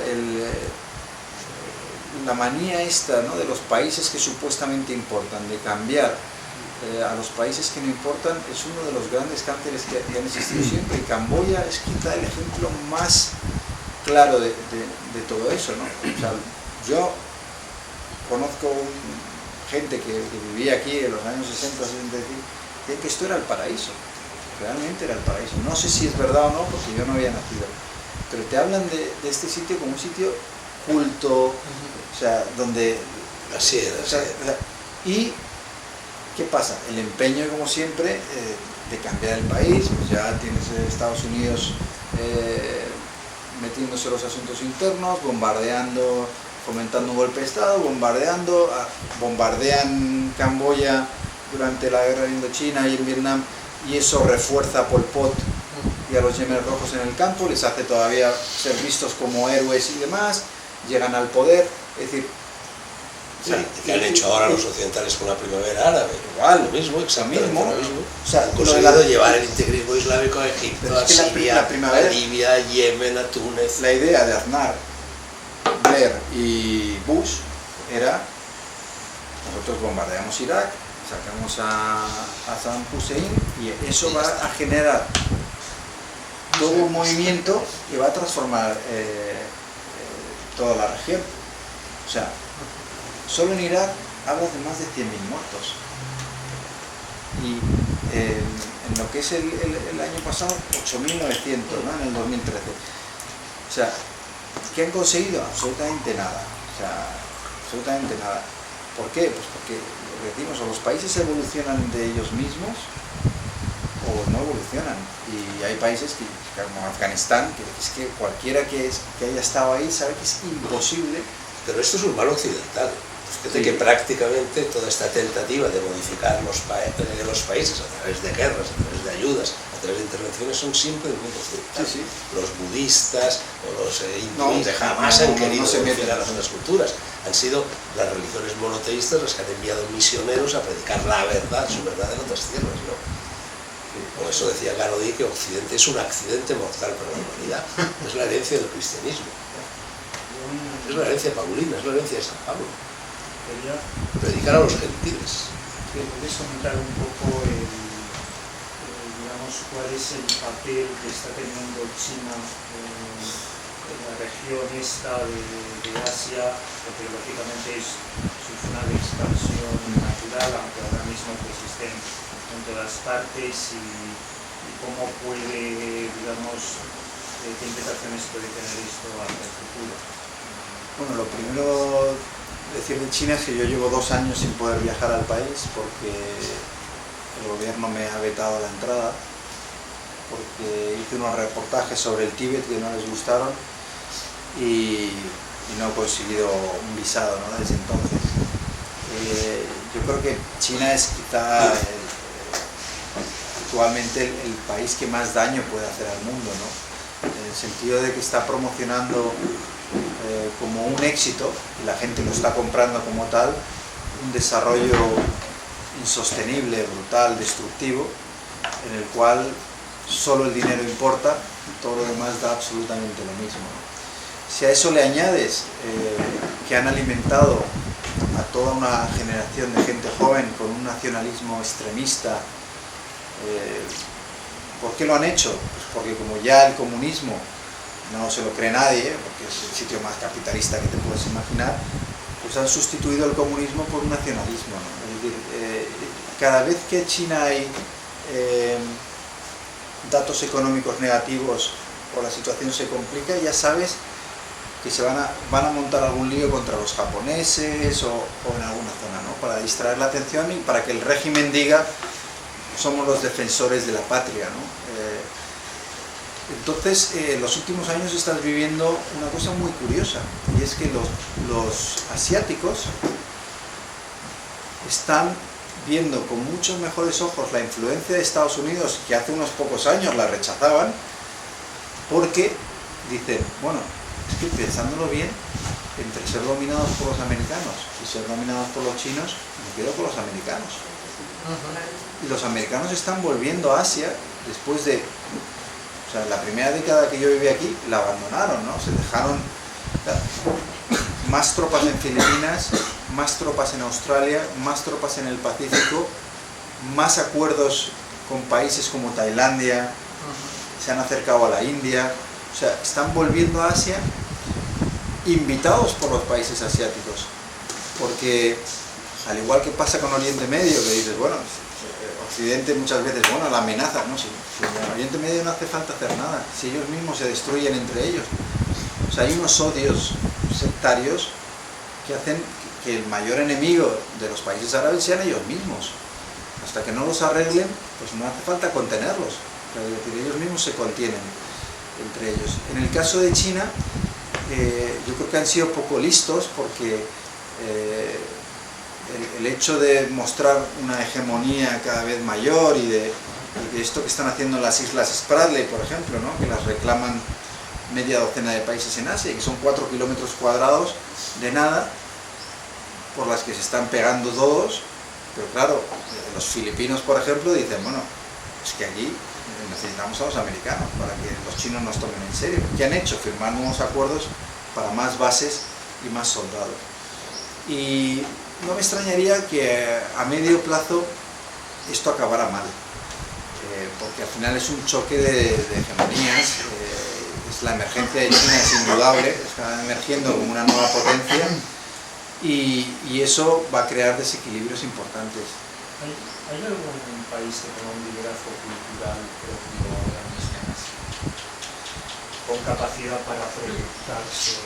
Yo creo que, Digamos, aparte de los reductos de las aldeas yo creo que no. que se busca desesperadamente el viajero, quiero decir, Yo creo que no. El embajador británico en Tailandia causó un gran escándalo, ¿no? Porque hizo una declaración en la que dijo una cosa que es verdad. Tú ves Tailandia y dices, este país no tiene arquitectura, no tiene pintura, no tiene escritores, no tiene nada que se pueda llamar cultura. O sea, tú vas a un pueblo de Tailandia y es exactamente igual que el otro. Tiene un 7-Eleven, las casas iguales, todo es igual, ¿no? Eso se puede traducir a otros muchos países, ¿no? Tienen un déficit cultural muy importante, también del individuo, ¿no? De lo que es la formación del individuo, la educación. Y yo creo que solo hay dos países ahora que realmente la tengan. Japón, sin duda, es una potencia cultural y un país en el que, o sea, las chicas se visten de una manera y en el resto de Asia las imitan. Y ahora está pasando exactamente lo mismo con Corea del Sur. Corea del Sur está en la música, en el cine y demás, expandiéndose por todo Asia. Son los dos países que yo creo que tienen algo de cultura y de identidad y de personalidad suficiente. Los demás se han quedado en una cosa entre medias de nada, han cogido cosas de Occidente, han perdido cosas buenas que tenían. Algo queda en algunos sitios, en Indonesia hay sitios, sí, hay Camboya, claro, dice, no, tienen Angkor y tal, pero Angkor son piedras al final. ¿Qué hay de la cultura en la sociedad? No hay nada. Aquí no puede salir un escritor, porque la educación ha sido aniquilada, ¿no? Desde los Yemenes Rojos. Tú hablabas antes de ese paraíso que fue Phnom Penh. Yo recuerdo que Phnom Penh, en el año 68, que es cuando yo llegué, era una ciudad que estaba llena de puestos de libros. Libros usados, libros franceses, libros de cosas, por todas partes. Ahora te encuentras camisetitas, cachivaches electrónicos y nadie lee, y por consiguiente no puede haber un escritor. Seguro que en aquella época había escritores castellanos, han sido traducidos, lo que sea, pero no lo sabían, porque leían. No, la cultura ha sido destruida completamente en Camboya, pero incluso en países que no han sufrido el genocidio y la guerra de Camboya, como Tailandia, ha sido destruida. Destruida por la educación, sobre todo. Yo soy un fan absoluto de la educación como única herramienta posible para transformar un país. Japón, en el siglo XVIII, hizo una reforma educativa del concepto en sí que cambió el país, yo creo. Corea del Sur, ¿cómo ha llegado a lo que es? O sea, un país que en el año 60 tenía la misma renta per cápita que Kenia. Fíjate lo que es Corea del Sur hoy, ¿no? Que todos estamos comprando Samsung y... Corea del Sur, cuando yo la recorrí siempre en el famoso 68, había 20 kilómetros de carretera asfaltada. Y quitando Pusan, Seúl y 4 o 5 ciudades, eran chozas de bálamo, como en África, parecía África. Fíjate lo que soy, Singapur. Hay profesores en Singapur que cobran $1 millón de sueldo. ¿Por qué? Porque está considerado el trabajo más importante que se puede tener, porque tú estás formando el futuro. Yo por eso veo con tanto pesimismo España. Yo creo que España, el problema ya ni siquiera es el estado actual de las cosas, sino lo que va a pasar dentro de 20 años, porque la educación está en un deterioro imparable. ¿Y qué hacen los políticos?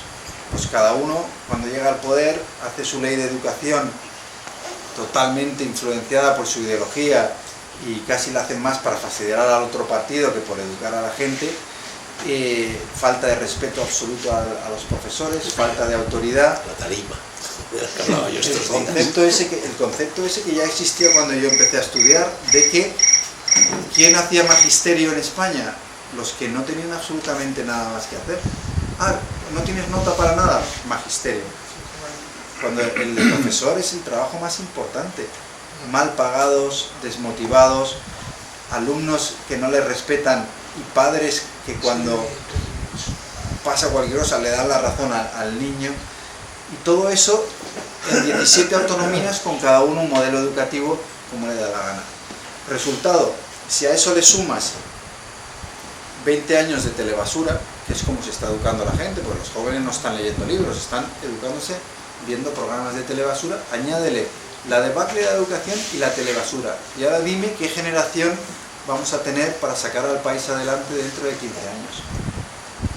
Es imposible. O sea, cuando lo que había que haber hecho es, o sea, crisis, tenemos una crisis importantísima, lo que hablábamos antes del triunfo de los mediocres, de la falta de cultura, del deterioro de las formas mínimas, o sea, de la educación, y en vez de decir, oye, vamos a hacer un plan brutal para, o sea, todo ese dinero que le han dado a los bancos, que son 100.000 millones de euros, tú coges la mitad de ese dinero y lo inviertes en educación, pero de verdad, en formar a los profesores, en crear realmente, el colegio al final no es el edificio, es el profesorado, son las normas, es lo que estudian, la cultura del esfuerzo, todo eso, que no es solo dinero, pero eso podría arreglar un país como España. Y se está haciendo justo lo contrario. Cuando tienes el caso de los países asiáticos que realmente han progresado, todos lo han hecho a través de la educación. El caso de Japón es paradigmático. El sistema docente en Japón es férreo.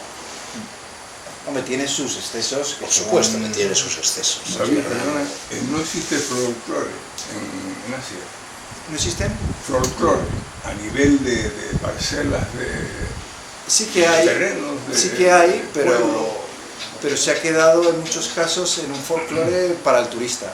O sea, el de Tailandia, por ejemplo, claro, tú vas y te hacen los bailes, pero o sea, es todo. Pero es que incluso el folclore de Tailandia es un folclore robado de Camboya, 400 de Camboya, sí, es camboyano. Que no solo se llevaron el oro de las cúpulas de Angkor Wat, los tailandeses, sino que se llevaron a las bailarinas. Todos los bailes, todo. Tailandia no tiene cultura propia.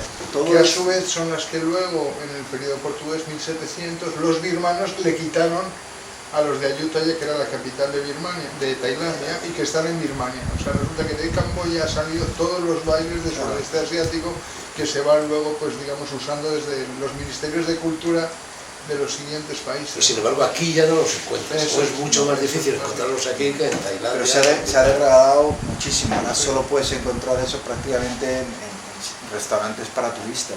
Bueno, a las 8 de la mañana todos los días, si alguno estáis en Phnom Penh, está la escuela de secundaria, no la escuela de Bellas Artes. La de Bellas Artes está al lado del museo, al lado del río, al lado del sitio donde está enterrado Norodom Sihanouk. Pero hay una escuela de danza de secundaria, donde van las niñas a partir de los 6 años, 7 años, hasta los 12. Ahí se puede ir a las 8 de la mañana en el Secondary School of Dance, y eso es uno de los pocos sitios donde se conserva todavía el asunto. Están al aire libre, con los músicos, haciendo las cosas, se pueden hacer fotos tranquilamente, y luego si uno quiere una propina al secretario, lo que sea, pero hasta eso no hace falta. O sea, a las 8 de la mañana por las mañanas, en la escuela de secundaria, que está al noroeste, digamos por donde Kamko, la ciudad coreana, camboyana que hay al noroeste, allí está la escuela de Bellas Artes infantil. Indonesia también ha mantenido el folclore y cierta cultura, y en Bali, lejos del turisteo, una de las, yo me acuerdo de ir hace no tanto, un par de años, por pueblos de Ubud, a las niñas de 4 o 6 años aprendiendo la danza tradicional. Pero luego los festivales siguen manteniendo el festival ese maravilloso del silencio, ¿no? De repente, yo el país donde me he encontrado con una cultura más poderosa, más enraizada, más asumida por toda la población es Bali. Sí, extraordinario. Sí, pero es que eran 5 millones de bailarines, de gente que hacía música, que tallaba la madera, la piedra, que recitaba poemas del Ramayana, que hacía sombras chinescas, era extraordinario. Fernando, pero es que básicamente Bali surge porque en es la hinduista, el 1490, musulmán. Cuando llegan los musulmanes a Indonesia, el sultán de allí, de toda Indonesia, llega a un pacto con los musulmanes. Si me dejáis la isla de mi madre y que me pueda ir allí, os cedo las otras 19.000 para vosotros y me dejáis llevarme a la corte. Entonces se produce el hecho insólito de que una cultura que lleva ya 2000 años funcionando, porque era la cultura india en estas islas, se concentra, se traslada a la isla de Bali, y hay un pacto roto luego por Al-Qaeda de 500 años en el cual los islámicos nunca joderían a los de Bali y les permitirían ser budistas e hinduistas. Y por eso el simbolazo de aquel ataque que hicieron los de Al-Qaeda en una discoteca era romper un pacto hinduista, islamista de 500 años, de cuando los reyes católicos que ha permitido que Bali conserve como decía Fernando, las danzas y las tradiciones de la India de hace 2000 años, 3000 años, sin Es cambio. que era una isla, por así decir, de sangre azul. Eso es. Había 5.000 reyes, Sí, sí, 5.000 eso es. reyes, Toda la reyes corte, locales, toda la reyes que corte. tenían a lo mejor un búnker como esto, pero que tenían su pequeña Claro, corte, sí, que eran sí. reverenciados, respetados. Se han deteriorado, 5.000 ¿eh? reyes. Casineros, músicos. Quedan algunas familias, Eso es. yo fui a visitar a una en Jimbaran, y me acuerdo que me hizo mucha gracia, él se había casado, un príncipe heredero, se había casado con una latinoamericana, y cuando fuimos a verle, que tenía un sitio maravilloso, nos dio caballos para montar en su playa privada y demás, digo, bueno, si volvemos, ¿qué quieres que te traigamos? Me dijo, el Lola. No. Y lo que preguntan es me por hundió, los toros. me por hundió. Los toros, te pueden preguntar en el desayuno. Quería Lola porque su mujer le apasionaba Lola. Entonces el príncipe, la posesión, lo que realmente quería, supongo que para que su mujer le dejara en paz, era el Lola. Sí, está. Bueno, yo en aquella Bali que te he mencionado, que las mujeres, todas las mujeres iban con el pecho al aire, ¿no? Las faldas de nada más, pero ya empezaban. En aquella época, algunas ya llevaban blusas y se colocaban el sujetador encima de la blusa. Era muy gracioso, ¿no? Y había ese mimetismo del turismo que comenzaba a llegar y no sabían qué hacer con los sujetadores, pero se lo ponían, ¿no? Yo recuerdo un día que la primera vez que yo llegué a Ubud, yo iba con Caterina, estaba embarazada de Yanta, y luego nos fuimos al Monkey Temple, donde están los monos y tal, y fuimos a pie, que eran como 5 kilómetros, y llegó un momento en que nos perdimos. No había caminos, no había nada, nos perdimos, y entonces hubo un momento en que teníamos una sed espantosa, y nos encontramos a un balinés que no hablaba prácticamente en 3 palabritas de inglés, sed, nos llevó a su cabaña, abrió un coco de estos, nos lo dio, y tenía un niño en brazos que lo cuidaba, amoroso, lo mimaba, entonces le preguntamos, ¿es su hijo? Y nos dijo, maybe. Y es que dormían todos juntos, chicos y chicas, en los espacios comunales, y por la noche los unos hacían el amor con las otras y no se sabía de quién eran los hijos, pero los cuidaban todos como si fueran sus propios hijos. Era un lugar de una armonía verdaderamente extraordinaria. Hasta tal punto que es muy curioso, todavía hoy los balineses creen cuando muere una persona en los ritos funerarios que duran meses y que además meten las cenizas en un toro, de ahí el interés que tienen por los toros y tal, pero para los balineses el paraíso es exactamente igual como es la calle, la casa, la familia en la que vive la persona que se ha muerto. Entonces uno se muere y va al paraíso, y en ese paraíso están las mismas personas, la misma calle, el mismo tendero, todo igual. Es fantástico, ese es un pueblo que está en paz consigo mismo, ¿no? Que concibe el paraíso como la vida terrenal, exactamente igual, no hay diferencia alguna, ¿no? Eso es fantástico. Pero ahora vete a punta, sí. El paraíso, para algunos es el paraíso. Porque hay gente que realmente busca eso. Pero yo creo que en el caso por ejemplo de Bali, incluso en la misma Kuta, si te encuentras quizá en cualquier lado con alguien con quien puedes realmente hablar un poco, encuentras el paraíso en esa persona, ¿no? Yo me acuerdo que hace poco, volviendo de Timor-Leste, precisamente, que tenía que hacer escala por huevos en Bali, no había otra opción, y no quería pagar 5.000 euros para irme a Singapur directamente, hablando con un tipo que en la tienda da masajes de pies, tuvimos una conversación, y vamos, que el tío siguió masando los pies porque eran 2 horas, porque la conversación era muy interesante acerca de las lenguas, acerca del lomo, de su isla originaria y no sé qué, y fue una cosa apasionante, es decir, que rodeado de todo el turisteo que estáis diciendo, y rodeado de la playa llena de mierda, y rodeado de no sé qué, un tío que no tenía ningún tipo de estudio ni nada, pues una conversación de 2 horas con los pies ahí pim pam, pim pam, pim pam. Pues siempre hay gente así, es el del lago Dal que decía David, ¿no? Que todavía conservaba el anciano que en su lugar secreto y donde mantenía todo, ¿no? Sí, siempre hay gente así, claro. Sí, la gente es la que hace los sitios especiales, ¿no? Y los balineses son muy especiales. Ahora bien, vuelvo a lo que decía antes, nos parecemos todos en la esencia, es verdad, son maravillosos, y llegas igual que los tailandeses, que llegas y la sonrisa te derrumba y tal, la gente. Yo llevo 10 años en Tailandia y te puedo asegurar que pueden ser tan hijos de puta como los españoles, o sea, y también tan fantásticos como gente que te encuentras en otros sitios. Pero en el caso de Bali yo tengo en concreto un amigo que creyó haber encontrado el paraíso, y este es un caso muy curioso, porque yo en los últimos 16 años de viajes por Asia solo me he hecho un amigo en un avión, y es este señor, es un japonés, 80 años, que se sentó a mi lado, y yo odio hablar en los aviones con la gente. Pero por alguna cosa este señor me empezó a insistir, bueno, hablé un poco con él y ya me quedé prendado. Y entonces me contó que él no tenía un lugar, nunca había tenido un lugar y que solo viajaba. No tenía un país, no era de ningún... Él se consideraba un viajero. Tenía mucho dinero, por razones que no podía descubrir, vestía así con ropas elegantes, orientales y demás. Y entonces decidió que en Bali, sí, se iba a quedar. Entonces montó un resort en Ubud, en un sitio maravilloso, con unos arrozales, un río, lo compró, construyó una serie de villas y no sé qué. Y creía que había encontrado el paraíso porque además la gente del pueblo le parecían lo más maravilloso del mundo. Espirituales, con la cultura, haciendo arte, que no sé qué, tal, no sé cuál. La última vez que fui, me lo encontré deprimido. Le habían robado, le habían estafado, le habían intentado no sé qué, se habían peleado con no sé cuánto, habían hecho la vida imposible a gente que venía de fuera, tal. O sea, eran personas. O sea, al final las personas son personas. Y cuando rascas, pues los defectos que tenemos pues están presentes en cualquier sitio, ¿no? Vayas donde vayas, no hay un sitio idílico donde la gente sea mejor o más buena que en otro. Bueno, ¿algo más? ¿Cómo vamos a hacer, José María?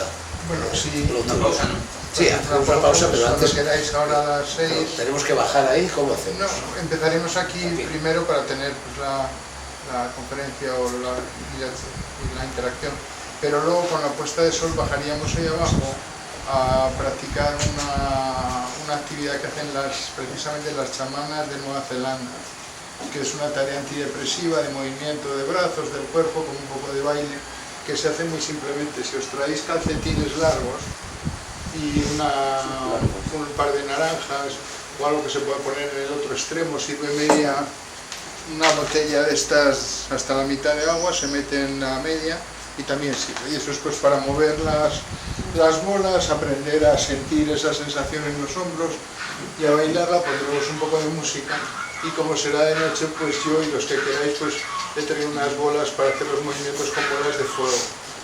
Y los que lo deseen pues les podremos envolver en el fuego para tener un poco una sensación de estar rodeado de fuego y esa cosa, ¿no? Y lo haremos... El Circo del Sol.